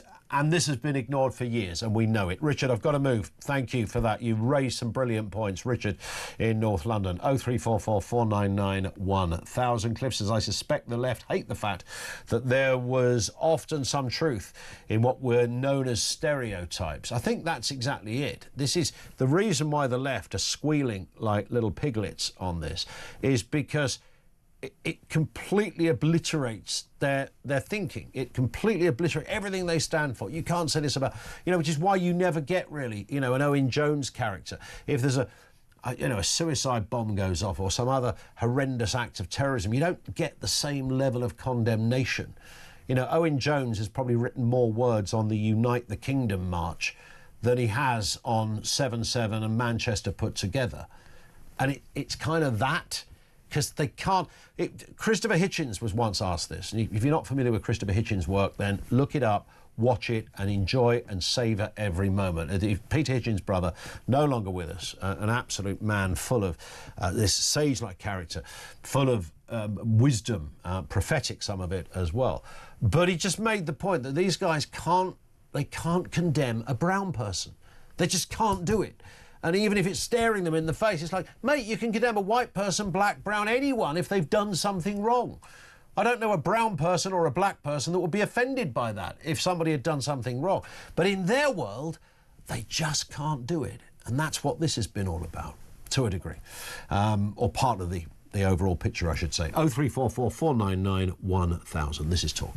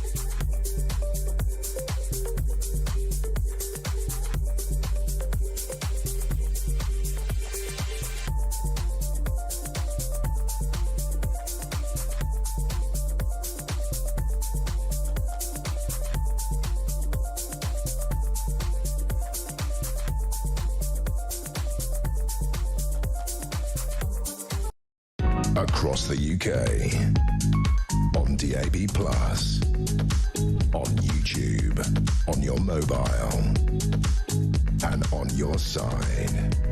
This is Talk. This comes from Steve, who says, surely, if these puberty blockers, this is the story we were talking about earlier, is known to work and a licence for medical use in the UK, then all necessary research and rigorous testing would have been done and documented. I see absolutely no logical reason why a new batch of tests are necessary. This madness must be stopped. Well, it must be stopped because you are, that phrase playing God that comes out quite a bit. I think on this one you kind of are, and I can't stand to be educated, like on all of these things, stand to be educated. Someone's going to come along and go, actually, no, this is why you need to do it. I hear arguments from people who identify as trans that you have to address this stuff when you're younger because it's so much more difficult and sometimes impossible to address it when you're older. That seems to be their argument. I don't really care about that. What I care about is young children. Who the hell are the parents of a 10-year-old taking their kid to an experimentation setup where they're going to throw some puberty blockers into their kid? You're literally going to take your own child to a clinic and say, right, we're going to stop puberty. The biological mechanism, the natural mechanism of that child's progress through life as they grow up is going to be halted by some drugs. You're the mum or dad that's putting your name to that? What kind of messed up cookies are these characters? I mean, who are they, for God's sake? I appreciate you... Look, if you walk in their shoes, they'll go, ha, come and live at our house. And then have a look. We're not talking about a kid who might be gay. We're not talking about a kid who might be a bit effeminate or a tomboy. This is whole different ballpark. Yeah, maybe it is different ballpark. And you'll have to work with that as a parent. I understand it. You've, found yourself in a unconventional situation. I get it. However, we are still talking about experimental drugs on kids. No, no, and no. Every day of the week. This one from Mark, who says the reason ethnicity is ignored, this is reference to the question about should ethnicity be considered in crime, is a deliberate move. It's because the cult of virtue signalling has gripped the culture war and is at a critical midpoint and at its most dangerous stage as it's losing to common sense and not invented ideology. Peter Barnes summed that up perfectly, says Mark. On puberty blockers, it won't meet the test of time. It's morally bankrupt and subject to above nonsense. Alas, the damage will be done by the time we grow up. There is I don't know what the name of it is. I always say the Germans have probably got a very long word to describe all of this, but there is a kind of a nonsense that we arrived in where anybody can do or be whatever they want to be and will therefore be the beneficiary of exactly the same levels of rights and laws and God knows what else. So if you want to stick a frock on and say, I want to use the ladies' loos, I'm allowed to do that because I have identified as a woman. It's that one scenario kind of sums it up nicely. It happens in all sorts of other areas. And if you attack any one group or have an opinion on any one group, where they happen to be grooming gang perpetrators, whether they happen to be blokes who like wearing women's knickers, then there's something wrong with you, because you should not be picking on these people. We've obsessed ourselves with this kind of bizarre minority thing, which started out as a good idea to recognise people's basic rights and has turned into a bloody madhouse. And this story. Ed Miliband has been warned that the 2050 net zero plan could cost 350 billion quid more than a slightly slower route. There are other options. The National Energy System Operator said that dropping the legal 2050 target could save 14 billion quid a year. That works out about 500 quid per house. Let's have a listen to Claire Coutinho for the Tories on this very issue. This pathway to net zero is going to cost people more, and that has been our approach as Conservatives. When I came in as Energy Secretary, I changed the previous approach and we did a reset on net zero, and in opposition now we've said we would take out the net zero legislation because it is making us poorer. And the thing we have to understand, and the thing the report shows very clearly, is that that would mean extra costs to the energy system every year for the next 25 years. Britain simply can't afford to have uncompetitive energy prices. It would just mean that we lose more of our industry, more jobs going abroad, and also people's living standards. As you said, that hit to households' budgets, people can't go on like this. Let's get a word from James Woodheisen, a journalist and social commentator, regularly helps us out with these kind of stories. Afternoon to you, James. I mean, I'm tempted to say, firstly, bit rich coming from the Tories, because it was their name that was originally on the tin for all of this stuff. I mean, she talks a good talk now, but it's Ed Miliband, really, that's the focus of all of this. Can we convince Ed to slow the hell down? Oh, I think that's very, very unlikely, Ian. He is wholeheartedly behind all of this. I think the most important thing to know about the NESO report, the National Energy System Operator, is that if we go full tilt as we are planned to go by Ed, then according to NESO, that's actually the cheaper option among their scenarios. These are part of their annual future energy scenarios, which they publish, and they've got a whole economic side to it now. And therefore, the Greens will argue, and Ed will argue, that we should continue on the current course following his policy, because that's actually cheaper. Now, when you go into it a bit further, it turns out that all the worries that they have about the costs of net zero are chiefly to do with what is called climate damage. And climate damage is everything that they predict will hurt the British economy in terms of floods, heat waves, sea level rise on our coasts, global trade disruptions, and the disruptions to housing, infrastructure, and economy. So it's like the four pestilences, or whatever it is. We're going to be swept by fire, and the cost of all of that is going to be so bad that we should move to, net zero. Either a little slower or at the current full-on rate. And it's just not sensible. We are not facing depredations economically from climate change at the moment. If you're worried about disruptions and so on, I would say that the main ones today are the developing three wars in Ukraine, in the Middle East, and in Taiwan that's building. Those are the things really to worry about, which of course are completely unconsidered in the NISO report. So, you know, it's not about it being cheaper, renewables. The report says, you know, cheaper renewables, the ones that we've seen the past few years, like cheaper electric cars, which it's dead keen on, like we've seen a little bit in the last few years, but the take-up is weak. Actually, it's not about how wonderful green systems would be and how that would save us money. What would save us money is not having total climate havoc sweeping us from Glasgow to London. And it's just hard to believe the billions and trillions that they think is going to be lost to that in the next few years. Do you sense that there... This might be a stupid question, James. Never. Do you think that Ed Miliband is up for some negotiation, shall we say, on these things? No, it's not at all a stupid question. Well, you know, we don't know how negotiation happens in our cabinet at the moment. If it happens, you know, at all. I mean, generally one has the impression, the British public has the impression, word salad versus word salad down that long table at number 10. They're not going to be dealing with these sorts of things. I'm just looking it up. What the report is premised on the idea, or the whole idea of climate damage, which is so pivotal to the report. We're going to hear a lot more about it, Ian. A forecaster says, that's me, that it will cost you £3,000 a year per household in 2025 alone. So we're all supposed to believe that the impact of climate on this country is already costing us £3,000 a year. Well, you know, I would say that the impact of rubbish energy policies from Ed is costing something comparable.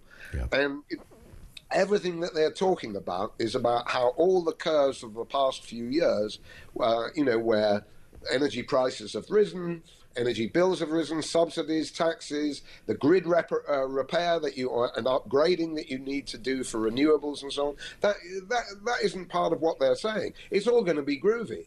And, you know, of course, just because something's happened 500 times before doesn't mean that the 501st will be the same, but it does stretch credulity. What also stretches credulity is they're basing a lot of their stuff on the scenarios of the Climate Change Commission. I put it to you, Ian, who is on the Climate Commission? The best. Did you vote for them? These are the greatest thinkers of our time, James. Well, they are. Don't be so cynical. They're nearly all Greens, one or two Barons, of course, you know. And now, let's get it clear, when we're talking net zero, many of us called lukewarmers accept that there is a big problem, or a problem with climate change, and it would be strange if after all the industrialization mankind had done, humankind, you know, there was not some sort of effect on the Earth's atmosphere and everything like that. That's one thing. To oppose the net zero plans does not make you a climate skeptic, a Nazi, a head-in-the-sand reform person, or any of that. It just says that this marshmallow world of scenarios which acquitted themselves so well in the COVID crisis, you know, one scenario based on another scenario of the Climate Change Commission, and you look at the record of whether they've been accurate, you look at price trends and energy trends the past few years, it does not stack up. And Ed, whether he knows it or not, is already heavily committed and backed by the left of the Labour Party. The left, my ass, you know, excuse me, you know, it's not the left. It's a bunch of people who depend on the public sector, of NGOs, of green people, and they're definitely here. You heard it here first, Ian. They're definitely going to make an alliance with the Green Party, maybe even Zach. before any kind of election. No doubt about it. It's a historic pattern of the Labour Party was to grow up from the Liberals. And the Greens, in many ways, and the Liberal Democrats will be their partners around the net zero. You're a Nazi if you disagree. There it is. Beautifully put. James, thank you very much. Yeah, you're a Nazi if you disagree, which rather goes in, and that's James Woodheisen, by the way, journalist and social commentator on that. You're a Nazi if you disagree, which ties in with the point that I was making about all of these strange elements of the world. If you disagree with a bloke wearing women's underwear, then there's something wrong with you. So we're kind of this Alice in Wonderland. Hang on, no, that's not. No, that doesn't work, does it? How can that be the case? And how many? Oh God, I could example after example of absolute gibberish and nonsense that comes out of companies and establishments, things they voted, a new rule and regulation, what you can and cannot do, and this will be deemed, that you have something wrong with you if you think differently to this new announcement. And the new announcement is something so outlandish and disturbing or stupid. I said the Germans have probably got a name for this stuff. Well, we've got close. In Spain, they call it autodeterminación. That wasn't bad, was it? It means self-determination, choosing your own path and identity. And in Spain, when you say, do you respect autodeterminación? When you say that, they say, what did you say? And you say, autodeterminación. And you say, well, if I don't respect it, is there something wrong with it? Yes, there is. Sí, there is, they say. In Germany, and I'm going to struggle with this one, it's called Selbstverwirklichung. Selbstverwirklichung. Well, the accent's not that bad, is it? Ist alles in Ordnung? Auf Wiedersehen? All of that. It's the best as I could do. Hated German at school. Don't even teach German at school now, do they? You notice that? German just disappeared. French and Spanish, it seems to be. The Japanese have got a word for it as well. I promise you. Yeah, chicken, right, because it's written in Japanese. I think the rough pronunciation, and I won't do the accent, is Jiyu. Jiyu. J-I-Y-U. And there's a little kind of accent over the U. Jiyu. You've got to put your hands together. It means weirdo. No, it doesn't. It means freedom, the ability to live or act as one chooses, often used culturally to express unrestricted self-direction. So there might be more of a kind of a mindfulness vibe to that one. But the German one, self-realisation, fulfilling yourself, becoming whatever you choose to be, a central idea in modern German thought and psychology. Well, I reckon that's in the ballpark. I can be whatever I want. I can identify as anything I like. And we've taken serious identity politics. Who's that absolute merchant in the States that Budweiser decided to hire him, didn't they? What's it, Dylan? Is it somebody Dylan? But he advertised Budweiser. Dylan Mulvaney, that's your man. It's a man, woman, I don't know. I don't think Dylan knows, to be honest. Dylan sort of puts videos out stereotyping what he thinks a woman is and then calls himself. He even got invited to Biden's White House. And Biden was going, your journey is amazing, amazing. It's just great. He didn't get invited to Trump's White House. It's a beautiful transcript, beautiful, the best transcript. Beautiful. He didn't get invited there, and I don't think he will do any time soon. 0344 499 1000. All of this, there's very serious connotations to, because it comes back to what we're talking about in terms of things getting ignored and people being almost taught that there is a new etiquette on the block, and that new etiquette, which we can joke around with in terms of words and Dylan and the Budweiser thing, but actually the serious underpinning, it's the same thinking that stops people reporting child rape.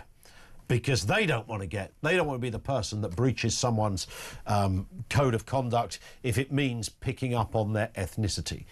And that's where the problem started. 0344 499 1000.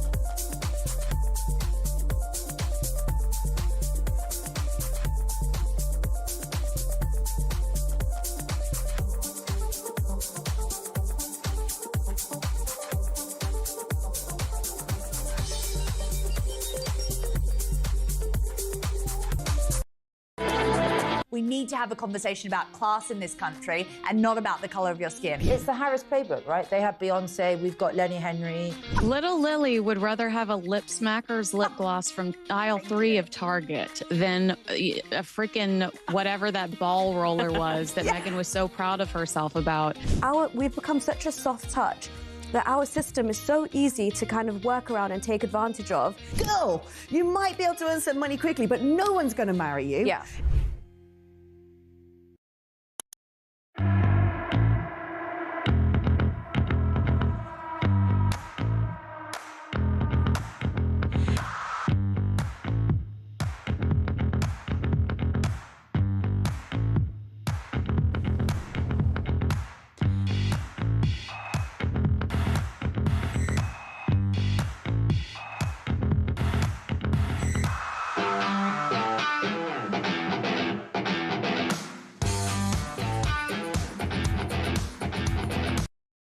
Across the UK, on DAB+, on YouTube, on your mobile, and on your side.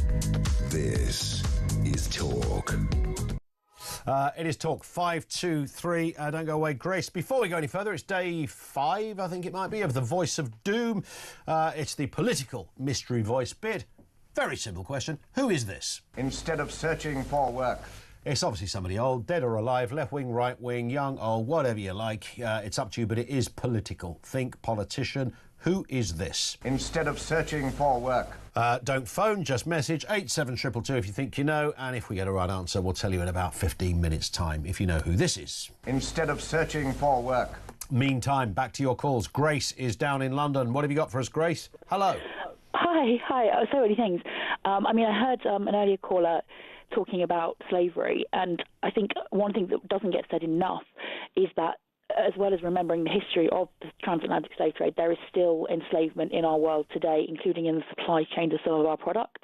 I was annoyed seeing an article from The Guardian earlier today complaining about how toffee crisps and blue ribbons are no longer classified as chocolate because of the cocoa quantity. And I'm thinking, okay, fine, this is interesting, and I'm fascinated by chocolate, but The Guardian should be one of the media outlets talking about the fact that within cocoa supply chains, there are some human beings who are enslaved. There are children who are forced to work with machetes picking cocoa so that we can have chocolate. And I really wish we could talk about that as well as... So does that mean, not to make light of it, does that mean toffee crisp is more of an ethical confectionery now? No, it just means that Nestle is buying less cocoa, or at least using a smaller proportion. I have to say I was slightly devastated to see toffee crisp mentioned in the same sentence as blue ribbon. I thought that was a horrendous crime against confectionery.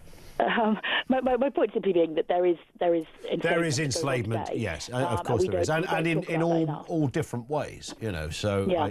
I get it, and that comes to making technology that we use as well. Well, if we're going to talk about ethnicity and crime, and I think that this, the other day, or was it yesterday, a Labour minister saying that they would look into links between ethnicity and crime, I'm afraid I think that was a stupid thing for him to say, because I think there's a huge distinction to be made between ethnicity, which is coded for in our genes, our skin colour, and culture. It's culture that's the problem. The reason that the slave trade happened, albeit it might not have been legal to keep slaves here in Britain, it still happened, the transatlantic slave trade, because some of our fellow white people went and did barbaric things to black people, and under colonialism, and it's not to say that we personally are responsible for colonialism today, but it was the case under colonialism that some white people went and did barbaric things. Indeed. And slavery, by the way, which was happening all over the place at the time, it doesn't justify anything, but there is some uncomfortable norms in our history, and these things were not controversial. I know you can read certain books that will say, actually, there were people agitating against this at the time, and I'm sure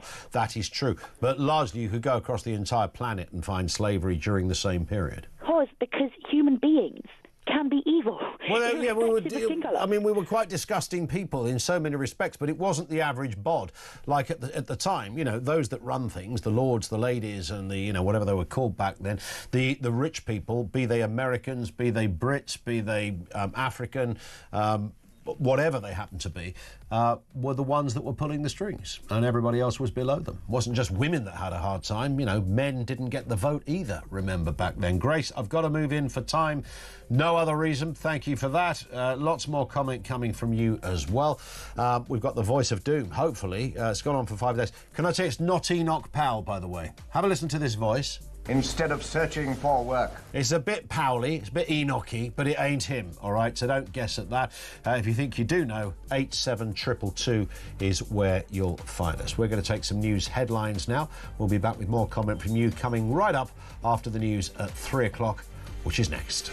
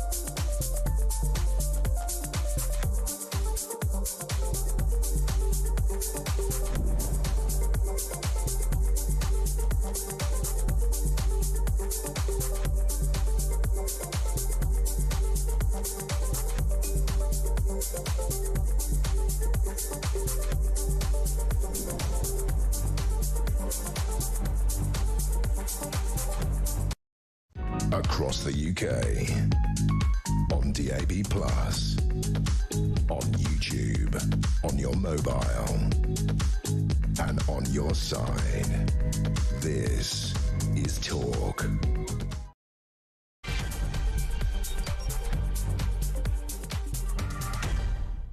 It is the Afternoon Empire and the home of common sense. Welcome back, everybody. We'll continue to take your calls, of course, on what is happening in the child grooming gang inquiry, where we now know that the government, straight from the horse's mouth, as it were, that ethnicity, religion and race, it could be all or of these things, will be addressed in this inquiry. Mike Tapp is the Immigration Minister from the Home Office who's been confirming that, but Shabana Mahmood has decried abject failure after kids suffered the most horrific abuse, some over many, many years. We'll have more on that. And we're asking the question, should ethnicity be considered in crime? I agree with Grace, who was our previous caller. It's something I've been talking about forever. I think you can talk culture before you can talk about the other things. I don't think it's religion. I don't think it's ethnicity. I don't think anybody is born a certain ethnicity and therefore that suggests they're going to commit X amount of crimes. Because it's where you're born and how you're raised and the cultural norms in your neighbourhood, in your house even. More on that coming up. Also, campaigners launching legal action against the NHS over those puberty blocker trials. Over 200 kids, something like 230 kids, some as young as 9. They still believe in the tooth fairy, some of these kids, and yet they're being given what the Tories called state-sanctioned chemical castration, puberty blockers.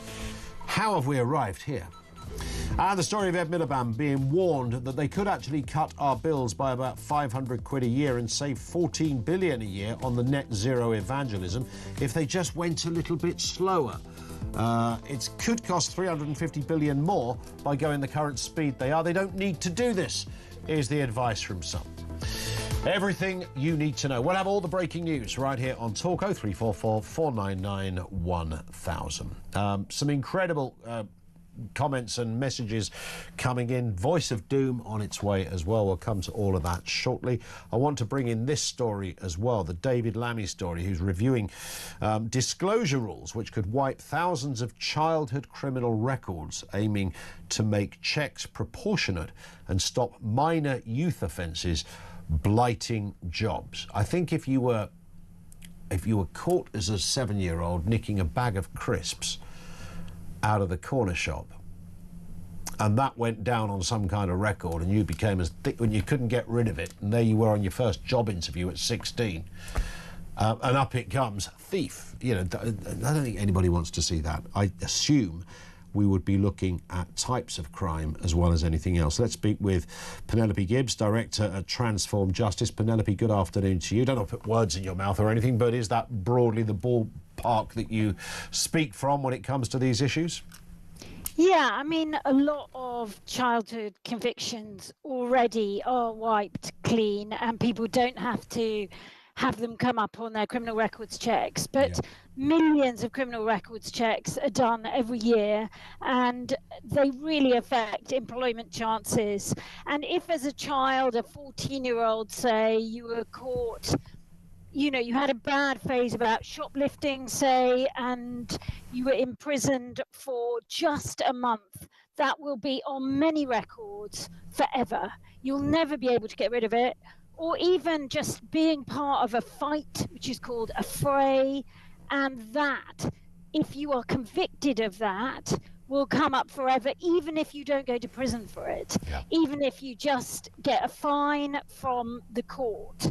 So the idea is it's not about how people are punished or the sentence, but just saying, if you've done your time, 50 years later, should you literally have to bring up that fight that you were involved in age 14? Yeah.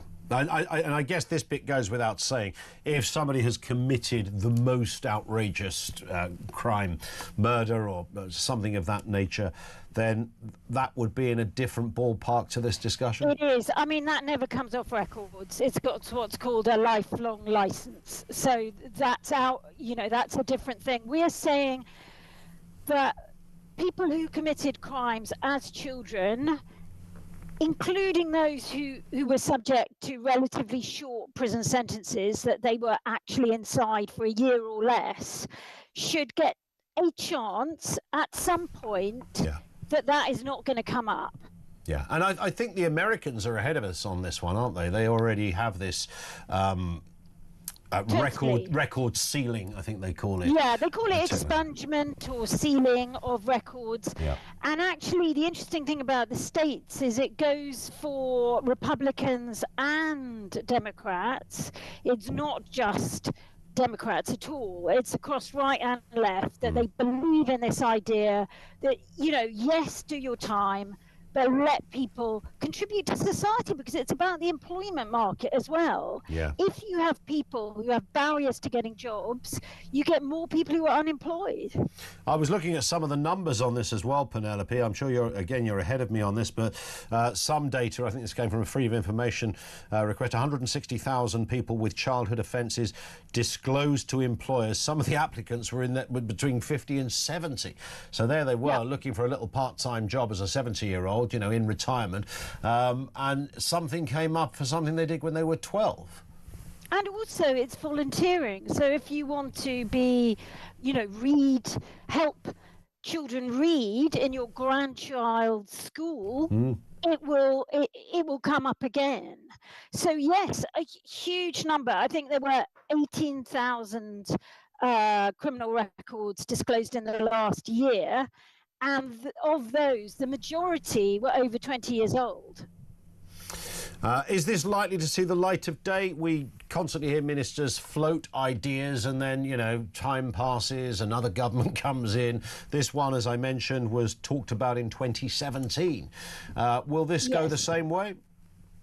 David Lammy is really committed. He always has been. And I think there will be some improvement. What we're just keen on is that the government is brave about this. Because you could just tinker around a bit and not really affect many people. Penelope, thank you for your time. Really appreciate that. Penelope Gibbs is the Director of Transform Justice with us here on Talk. Of course, it depends on the crime, and as she said there, if you had carried out the most horrendous crime, murder, whatever, then that is with you forever. And I think we can understand why that would be the case. Back to more of your calls, comments. This from Andy, who says, I've been thinking about the migrant rape gang problem and realised the fact that thousands of men have arrived in this country, but practically zero women. The female population of this country probably has little interest in these men. What do these men do to meet their natural needs and desires? There is nothing for them. As time passes and frustration increases, this problem will get increasingly worse. It is unfortunately inevitable. Has nobody thought about this? These men have none of their own women. Yeah, there is a theory that some of these men will settle here and bring family over. You send the young, fit guys first, and then, you know, Mum, Nan and Auntie Beryl will follow over the ensuing years. That's one theory. But I do think there's an uncomfortable reality, and this is the problem. I even saw a left-wing commentator who I used to know quite well, I haven't seen him for a while, I think it was on a podcast. He was kind of outraged by, you know, political parties talking about mass deportations. He thought just that, you know, he felt he'd arrived in an upside-down world. And I thought, no, we've got to rid ourselves of the idea that this kind of very robust, sometimes uncomfortable, certainly difficult, but frankly not controversial, that you want to rid your country of people that shouldn't be here, is a perfectly reasonable... In fact, it's not just a reasonable disposition. It should be the only disposition for a government to take if people are in the country, shouldn't be here, whether if they're here illegally and they're under the radar, who the hell knows where they are, but those that, you know, their visas have run out, students that should have gone back home, people who come here, work for a bit and then claim asylum afterwards, those kind of cases, and of course the people on the boats as well. I think there's that issue, and the other, again, uncomfortable for some people, is the idea of importing third world thinking. Now, it goes without saying that if you spent all your life living with the Taliban and you suddenly pitch up in Middlesbrough, then you might find there's a bit of a clash between what you used to think was the norm and what you now are told is the norm. Now, of course, we're not stupid. We're mostly intelligent people. No one on planet Earth is saying, well, that's all of the people. Of course it's not all. But when it comes to unidentified migrants, you don't know which ones are which, because nobody knows even who they are. That's the problem, right? 0344 499 1000, and nobody wants to call it out for the very reason that nobody wanted to call out the grooming gang issue in case they're called a racist, which is why politicians left and right run for the hills when you start saying things like, well, what about third world cultures coming here? You know, we've got kids arriving, 15-year-olds arriving from Afghanistan who have the same social ideals as we did in this country in 1651. There might be a problem with that. Let's go to Saeed down in London. Saeed, how are you doing?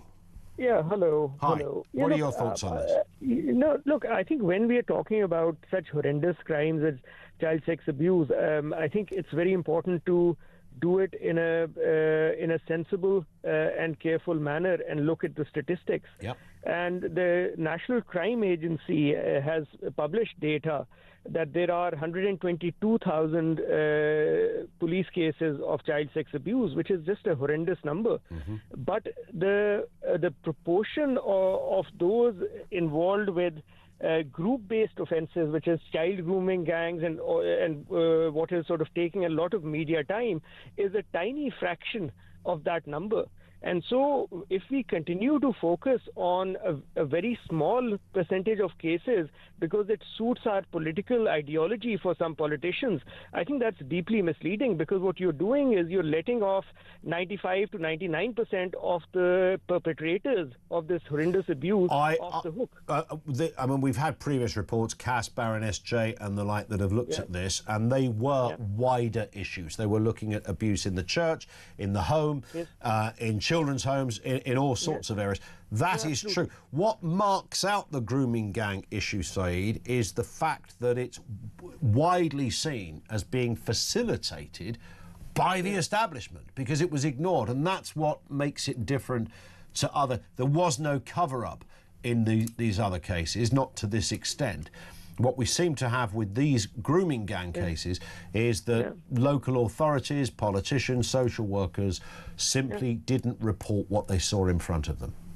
No, I agree, and I think anybody who's involved in a cover-up should be completely removed from their role, prosecuted, etc. Of course. But I think the challenge we have is that if we start focusing on, if we just talk about church cases, right, and then we start talking about that there is something wrong with Christianity which makes their priests behave in a certain way, or there is something wrong with the Catholic denomination because a lot of the priests are Catholic priests, I think that sort of innovation about a wider community, a wider religion, I think that is what we need to be very guarded against.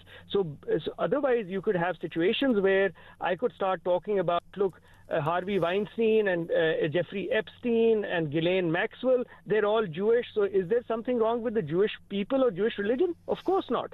But we cannot make these assertions from a small sample. But we can talk about cultural factors, though, in those people who are at the top who feel that they also have a barrier to, you know, Epstein and the film producer whose name's Harvey Weinstein. Harvey Weinstein, We can talk about these people who felt that they were armour-plated because they were there was a culture in their world that meant they were above the law. And similar things happened there. Those young girls, particularly in the 70s and even the 80s, would never have run to the police to say that Harvey Weinstein had touched them inappropriately, because it would never have been believed. No, and it would be considered, look, I mean, that's what used to happen in the 50s and 60s and 70s, and just own up to it if you want a career as a Hollywood starlet. But this is the kind of, these are the problems, right? That a lot of it is about men, it's predominantly men, in positions of power who believe that they have impunity. And that is the common thread much more than the racial element or their ethnicity or their language background. And I think that is one of the reasons that whenever people start talking about Pakistani grooming gangs, I think that's a bit unfair, because I think these are evil people. But if we've got tens and tens of thousands of victims of Pakistani grooming gangs. Yes. So we should talk about that. No, but there are tens and tens of thousands of Jewish victims, and there are tens and tens of thousands of church victims, etc. Right? But it's important to say, look, child sex abuse happens in many different ways, predominantly in a family setting. Often extended family. It happens in religious settings. We know that, the Catholic Church. So there is nothing wrong, surely, Saeed, in saying on this occasion we're going to look at industrial scale abuse from one particular area that nobody has been able to explain how this happened, how so many girls, how so many perpetrators. In one town, it was reckoned almost 10% of the male population of that background were connected in some way to abuse.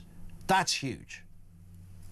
Okay, I haven't looked at the numbers in that particular instance, and I will look into it and I'll come back. But I think these numbers that you're talking about, I find them very hard to believe. And also this idea that the police, which has historically had a very, very difficult relationship with people of color, suddenly now is afraid of prosecuting people of color. The police has never been shy of going after black and brown people versus white people. So I just don't believe it is credible when they're told Well, I mean, there appears to be already enough evidence to suggest that this wasn't just the police. I mean, to get to the police, you've got to go through, there are other tiers first. If a young girl tells a social worker, I'm getting abused, and the social worker or the social worker's boss says, don't get involved, we're going to open up a hornet's nest here because you're going to get accused of racism. So often it never even got to the police. Yeah. All right, Saeed, thank you very much indeed for that. Nice to talk. You raised some interesting points. This from Becky, who says, reference puberty blockers. Ian, as you talked to Amy Gallagher, we spoke to earlier, a few days ago you spoke to Kelly, which we did. All that comes to mind are two things. This is child abuse. Indeed, it's state-sponsored, and any parents allowing it should actually be investigated. Secondly, the blood scandal comes to mind. How much will have to be paid by the taxpayer when these children in later life bring actions against the NHS and the government, because in the end they are just confused boys and girls, gay and maybe straight, and just going through a phase which does happen and has through the generations, and realise their lives have been ruined, or if in the worst possible scenario they can't cope with what happens and they take their own lives. And it's not as if we haven't heard that before. This isn't a big leap in sane thinking, says Becky. I 100% endorse everything that Becky has just said. This is another level of abuse, and it was called by the Conservatives as state-sanctioned castration, I think was the phrase that Kemi Badenoch had used. 0344 499 1000.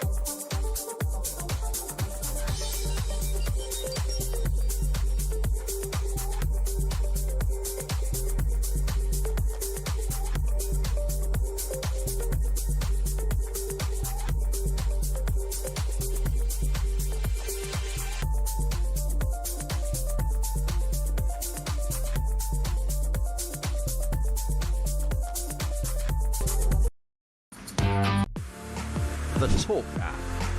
You can watch, catch up and listen to all your favourite shows and podcasts anytime, anywhere, all on the Talk app.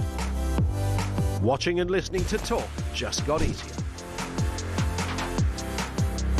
There's now only one place for the home of common sense. So head over to your App Store or Google Play and search Talk now.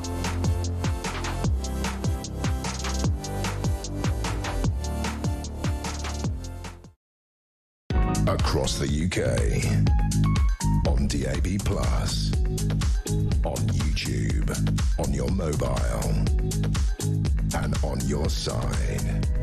This is Talk. It is Talk. 0344 499 1000. Puberty blockers. Paul in Fife says the bottom line with puberty blockers and children, the buck stops with the Health Secretary, Wes Streeting. He's given the go-ahead. Never forget, never forgive. I'm really surprised that he's gone there.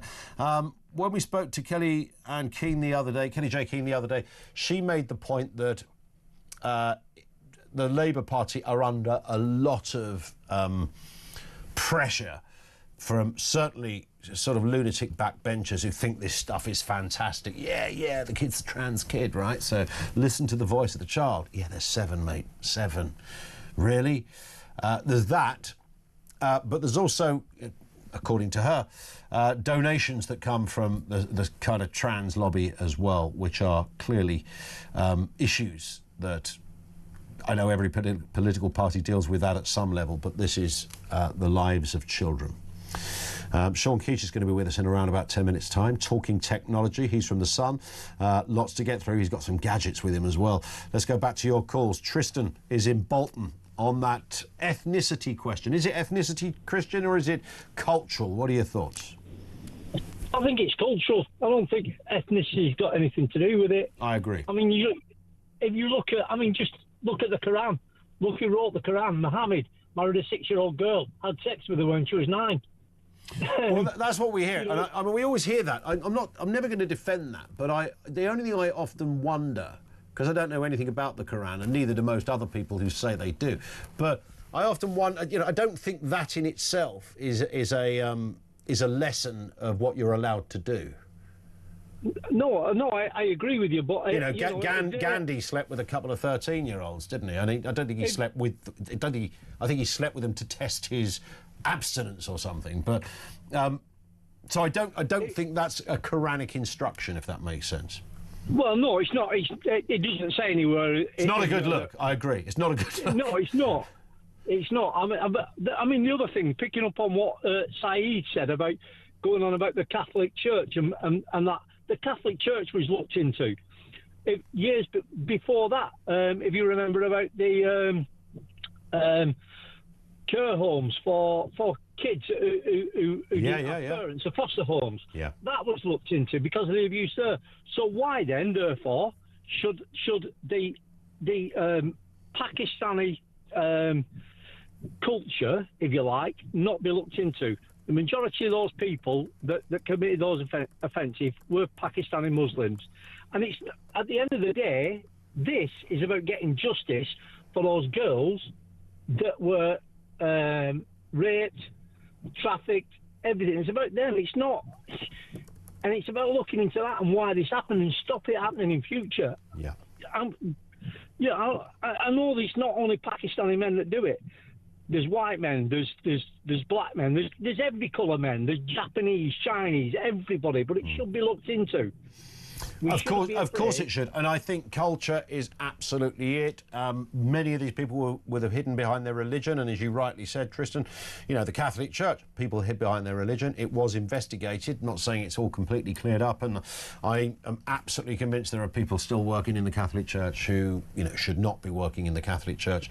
And of course, I mentioned the documentary I watched yesterday about this John Smythe character who was running a Christian kind of summer camp thing, who carried out the most horrendous abuse, and again covered up even accusations against the last Archbishop of Canterbury on that one. Tristan, thank you very much indeed for that. John in Lancaster says ethnicity doesn't count. If gangs of white men were grooming and raping black and Asian girls, would ethnicity count then? Says John. Yeah, I think 100%. I don't think it would take anybody more than half an hour to say that, if nothing else, this is clear. We've got all these white guys and all their victims are young black girls. So there is obviously a racist component to this crime, OK? They clearly think the young black girls are beneath, any kind of rights or respect. They see them as, quote, easy meat, easy pickings, and that horrible phrase, up for it. And if we throw a few drinks and maybe a cocktail of drugs in there as well, we can have our own way. We would absolutely be looking at the cultural and the ethnic component of the perpetrator. Of course we would. And so I mentioned football hooliganism a little earlier. Not in any way to try and be smart or to reduce things, not that football hooliganism isn't a serious crime, but football hooliganism mostly, and I'm not talking about somebody having a scrap because, Leeds knocked a goal in or two against Chelsea. It was actually 3, but that's another story. It's not that. You know, the full industrial scale, proper organised, you know, where people, you know, got badly hurt, some didn't even make it, that stuff, the organised thing. That was white. Some of that, and I've spoken to the people that were behind it at the time, back in the day, you know, some of that was about because these people felt that being, you know, the white thing was relevant. It was a position. It was a superiority thing as well. It was all connected. The whiteness, the warrior, the crusader almost. All of those little elements fed into it. Not for everyone, but it was a factor. You looked at the factor of it. Football hooligans, who are we looking for? Well, mostly a white bloke with a shaved head and a Fred Perry T-shirt. That was just kind of how it was. You take the point. Here's a voice note on this very issue from Dee. It's a tough one, but to be honest, they all need to go. They all need to be removed from this country. If you had a bathtub full of jelly beans and 4 of them had cyanide in them, I wonder how many mums would let their kids eat that. I wonder how many politicians would let their kids eat those jelly beans. And there's only 4 that's got cyanide in, the rest are fine. That's where the maths we ought to be doing with these guests of ours.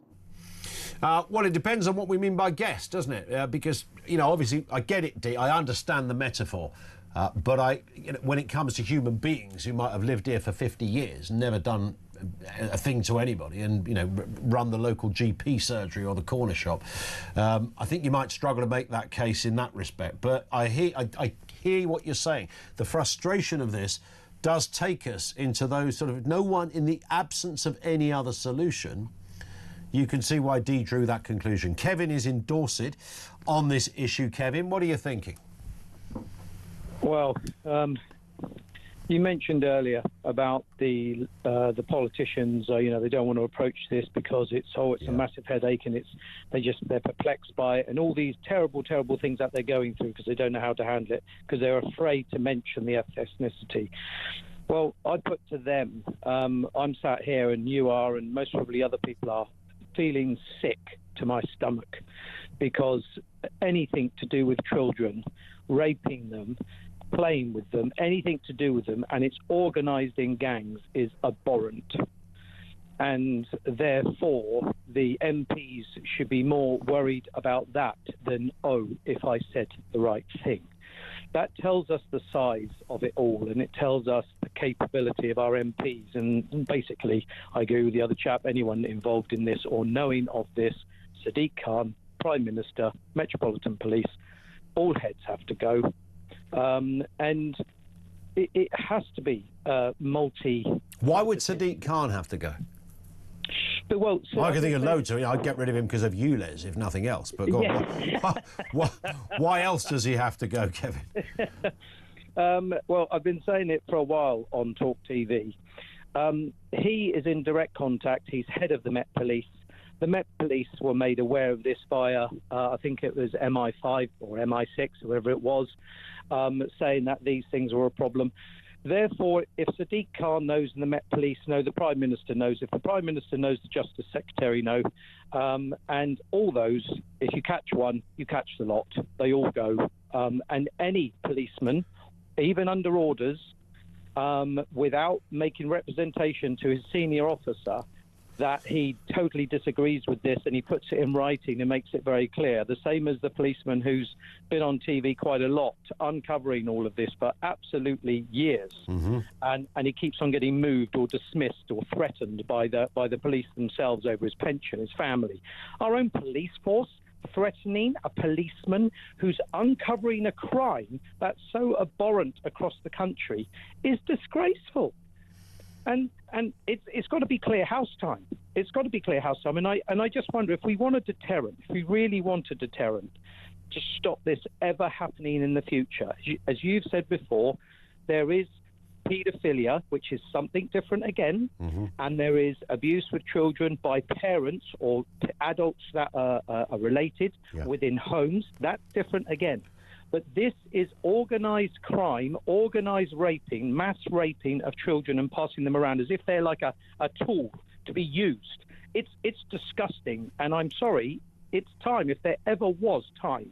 Yeah. You want a deterrent, you bring the death penalty back, and you say anyone absolutely found guilty of a gang rape, and that's involved multiple people, across the board, you've got to be looking at the harshest. And you only need to bring it back for maybe 6 months. It's never going to happen again. Well, because no one's going to risk their life for that. Yeah, but, you know, these people thought they were never going to get caught, so who knows? But listen, Kevin, thank you. But there is one last thing, Ian, there is one last thing. Very quickly, Kevin, you go on.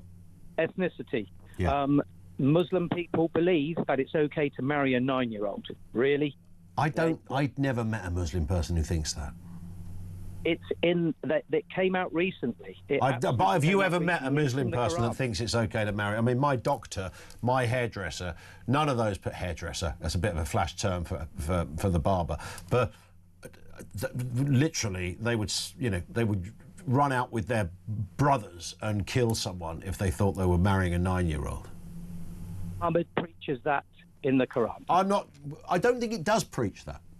He took a wife at the age of 9. No, I said to a previous caller, I don't dispute that happened. I don't think it's an instruction as to that being okay. You know, lots of things happened in the Bible. I'm not defending bad stuff, and because I don't know enough about it. But I don't believe that whatever the prophet did in that religion was somehow a green light to say everybody else is allowed to do this. And I'm sure there's some, mad character out there who believes this in the Islamic world, but I've not, and of course we know there are horrendous preachers out there, even in this country. Not denying any of that, Kevin. I just don't think the average person that goes to a mosque on a weekly basis has that belief. 034, listen, Kevin, thank you, great call. 0344 499 1000. On a lighter note, because we are going to talk technology in a moment with Sean Keach. The voice of doom. This was the voice we played you in the last hour. Instead of searching for work. Who's that? These are some of the guesses. You might be ahead of me on some of this. Tony Benn, Michael Foot, Robert Carr, Anthony Eden. No. Willie Whitelaw. No. Harold Wilson. No. John Boyd Carpenter. No. John Boyd Carpenter, no, sorry. Ian MacLeod, no. Winston Churchill, no. Reginald Baldwin, no. But we have got a right answer. It was former Prime Minister Tony Blair. Have another listen. Instead of searching for work. Sounds so different there. Oh, sorry, it wasn't. It was former Prime Minister Stanley Baldwin from back in the day. Well done to John. That's the only name we have. John, who was the first person, in fact, the only person, Finn, who messaged in with the correct answer, which means we have another Voice of Doom tomorrow, right here on Talk.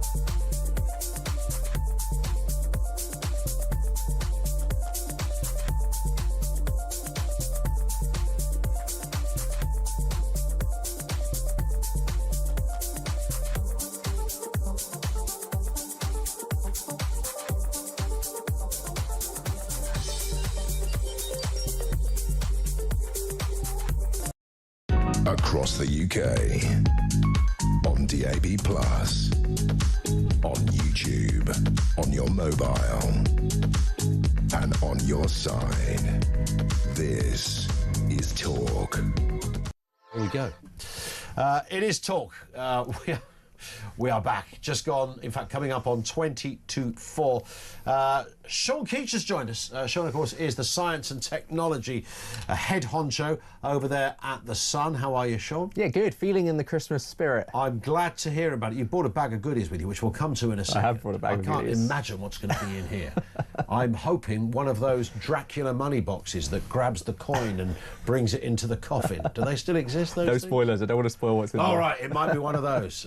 We've got some tech to talk about. But let's start with this, because we did touch on it in the week, but this is it's interesting, this one. Australia banning social media. Spoiler alert, well, have they really? That's the big question. Have they really succeeded? Oh, it's very, obviously social media is a very difficult thing to ban, I think, inherently, because what is social media? And I think they've struggled with this even in Australia, because lots of the websites are blocking under 16-year-olds, some successfully, some not so successfully, but major social media sites like TikTok or Instagram or Facebook, they are very plainly having to shut out under 16s. But services like WhatsApp, which is a messaging app obviously lots of people use, that's not blocked. So you think, well, even WhatsApp can't see what's being sent on text. So is that pushing kids into communities where maybe we can't even see what's going on? Discord, the gaming one, that's another one that's not being restricted. See, that's where I think it's kind of fallen flat. I mean, notwithstanding as well, kids using their parents' ID to get through the system. There's also that. A friend of ours was so concerned about WhatsApp at their daughter's school because there was one group, 13-year-old girl that she was on. There were 300 people in this group. Kids were waking up in the middle of the night, some of them setting their alarm to check what had been written about them. And of course it became racist, it became sexist. They printed it all off, they took it to the school and said, look, and they highlighted some of the most egregious and horrendous comments. And that's the problem. You have to physically, you have to print these things off because WhatsApp can't see what's going on. Because WhatsApp can't see it. But the school, I mean, not unreasonably said, well, we don't control WhatsApp groups. You know, we can't stop a WhatsApp group. And people were being added who swear that they didn't accept the invite but somehow got on the group. And then, you know, there's another group started from that. And anyway, the general consensus among parents was that it was, of all the forms of communication, shall we say, WhatsApp was the worst of all of them for that very reason. It's in the shadows, and I think that's the difficulty with doing something like this, is that, you know, if your child is on TikTok or is on Facebook, at least it's sort of in plain sight a little bit, whereas if it's on WhatsApp, it's concealed. Discord, a lot of parents probably don't even know exists. The only way that WhatsApp can see your messages is inside WhatsApp is if someone in the group reports that message, and then it usually sends the last 5 messages in the conversation. So that's one method, but really, you know, they're going in completely blind. I think what's interesting is a lot of the world will now be watching Australia to see what happens, see if it's successful, see if it's not. I mean, it will stop some things, but I just think, and it's very difficult for kids, isn't it? Because you have to try and see the world through their eyes on this. And, you know, if you are 13 and 14, your phone is about, I was telling the story yesterday, a separate friend who they tried to take the phone off their daughter, and it was going to be a week's ban on the phone. I can't remember what had happened. You're going to ban for a week on your phone. Give us your phone. They tried to take it off, and my mate said it was like a slaughtered lamb. The noise and the squealing was so bad. It was so bad that he thought that not just the neighbours but people down the road will assume there is a murder taking place, and all I'm trying to do is get a phone off my daughter. The ban lasted 10 minutes in the end. He couldn't fight the rebellion on it, and he was trying to look for sort of other ways. And again, look, to go back to the WhatsApp group, I think of my little boy. He's got a phone. It's a dumb phone. It's in fact it's almost like a slab of Bourneville. It might as well be, because it doesn't in any way do very much as a phone. But when he gets to that age when friends are on WhatsApp, the other issue that I keep hearing, Sean, is that so they get on a group and there's 6 of them and they jump on the school bus, and then one of them says, "Oh yeah, I saw that message you left on WhatsApp," and another kid goes, "I didn't see that message." And they go, "Oh no, that's another group we've got. Yeah, you're not in that group." And then that creates another. There's all of these kind of. And then they'll become adults when they realise too many groups. Want to switch off? Oh, I can't get off those things fast enough, frankly. On the point of taking your kids off, your phones off kids, I remember when I was a kid, my mum, if I was very naughty, would say no more computer games. So she'd take my console off me, and then. Lucky for me, I loved reading, bit of a nerd, so I was fine. I would just read a book in solitude, and it was great. And it wasn't really a punishment. I'd just read a fantasy book. That's elves, brilliant. And I was perfectly happy. So maybe that punishment could become a bit of education. Grand Theft Auto, and you're doing Wuthering Heights. Yeah, a bit of Dungeons and Dragons or something. It's brilliant. That would have been fantastic. What are you on at the moment? What level are you on? What, a chapter, you mean? No, level. It's certainly well, I think, in life. Oh, it's a cracking read, Dickens. I'm a professional nerd, so, you know. Is that on Xbox as well? Or is it... Love it. Luxury air taxis to swarm over UK cities. Wow. I like the sound of this. Are we talking about flying taxis here? Yeah, effectively. I mean, when you see the pictures and videos, it sort of looks more like a helicopter. These companies are very adamant that it's not a helicopter. They say it's very easy to fly. You just fly it like a joystick. They're powered by electric, so a lot quieter than a helicopter, fully rechargeable, so potentially cheaper.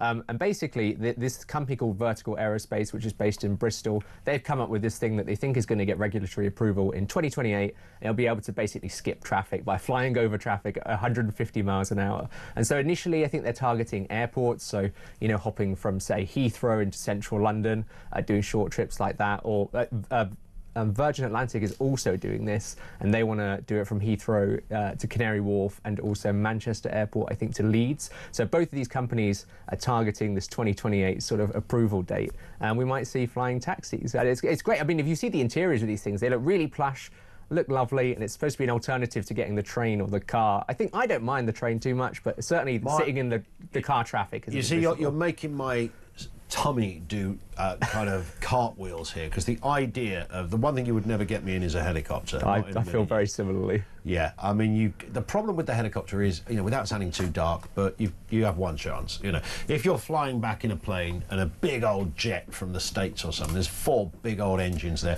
3 of them can go, and it can still get back on one. In a helicopter, no.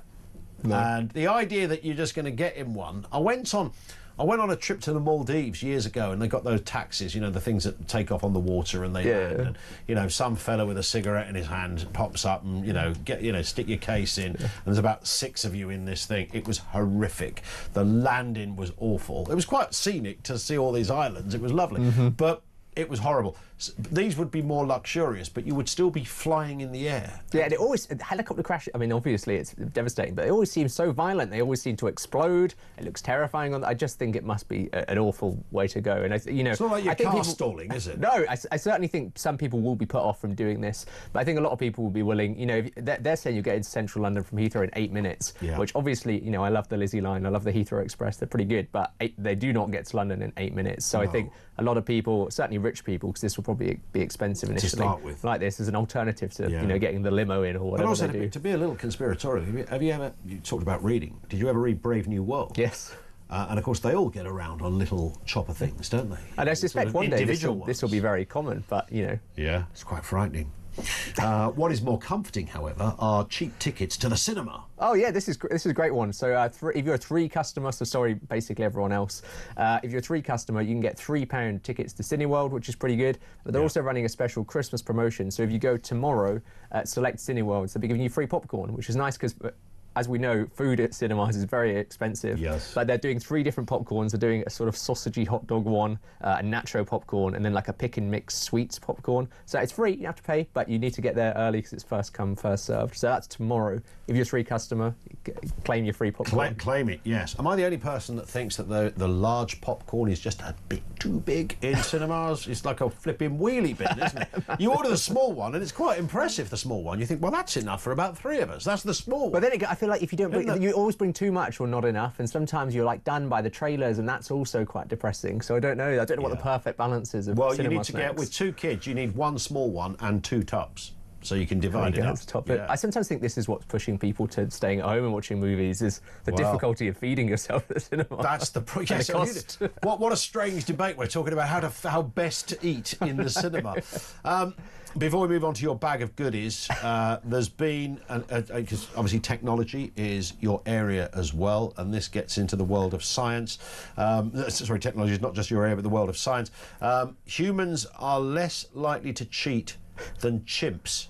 We do a lot of science on the side, and this is certainly one of the more bizarre stories. But the University of Cambridge, obviously a lot of very smart people at Cambridge. With a lot of time on their hands. Clearly, they've looked into the monogamy among mammals specifically, and they've called it the Premier League of monogamy. And they're saying usually in monogamous species or societies, you tend to get people, siblings that share the same parent. And in sort of more promiscuous societies or species, you tend to get siblings with different parents. And so they've basically given a full sibling rating to loads of different animals. And humans fared pretty well, so 66%, which is pretty high up. Chimps are 4%, which is very, very low down. So they are very promiscuous. Licentious simian beasts. Yeah. So they're loving it.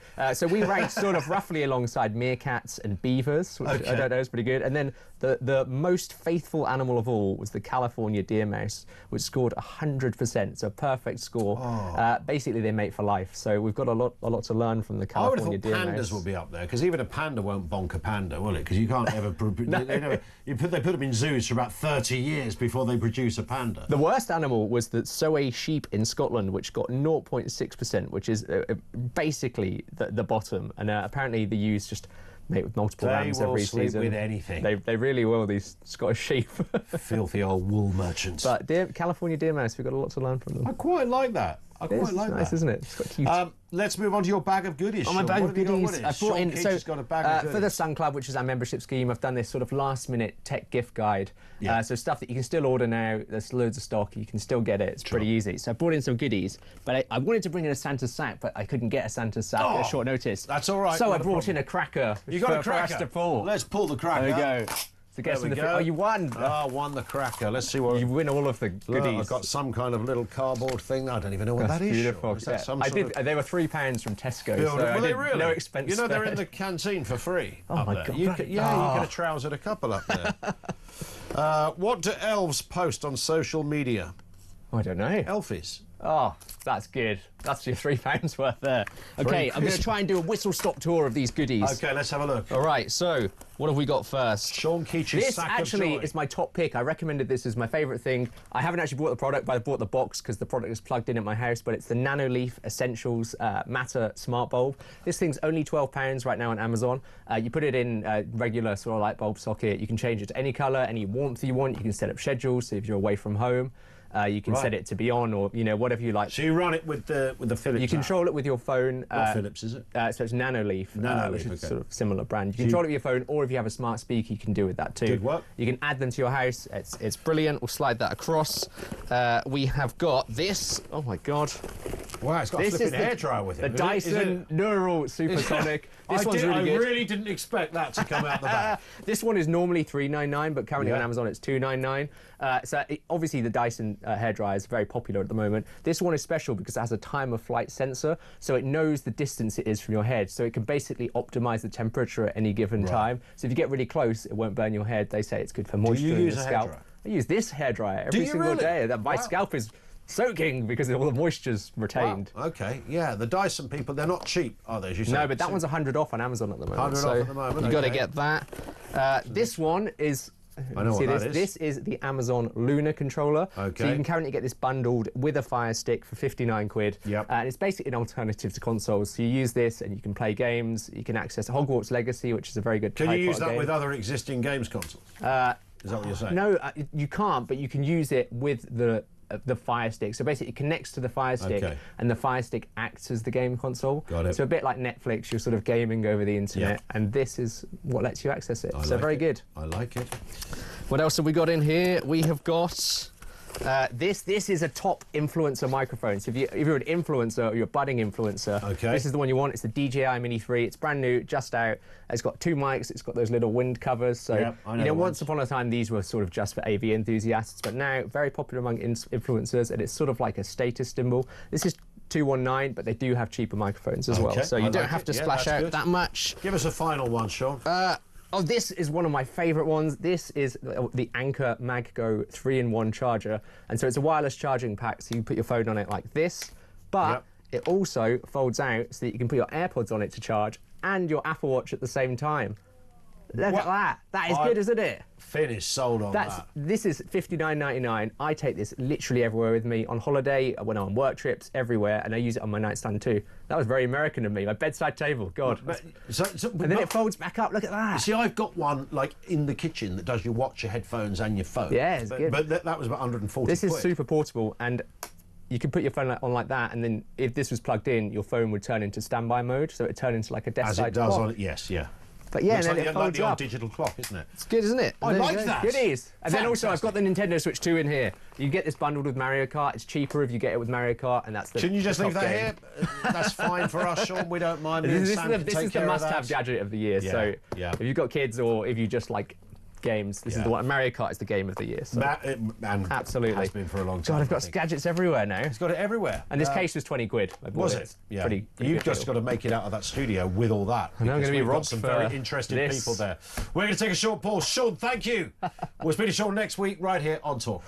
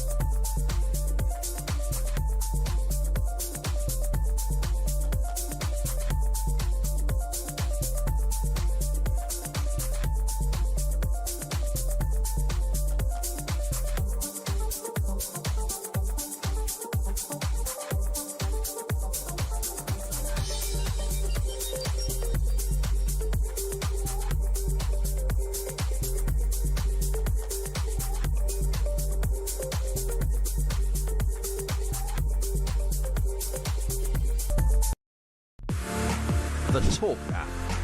You can watch, catch up and listen to all your favourite shows and podcasts anytime, anywhere, all on the Talk app. Watching and listening to Talk just got easier. There's now only one place for the home of common sense. So head over to your App Store or Google Play and search Talk now.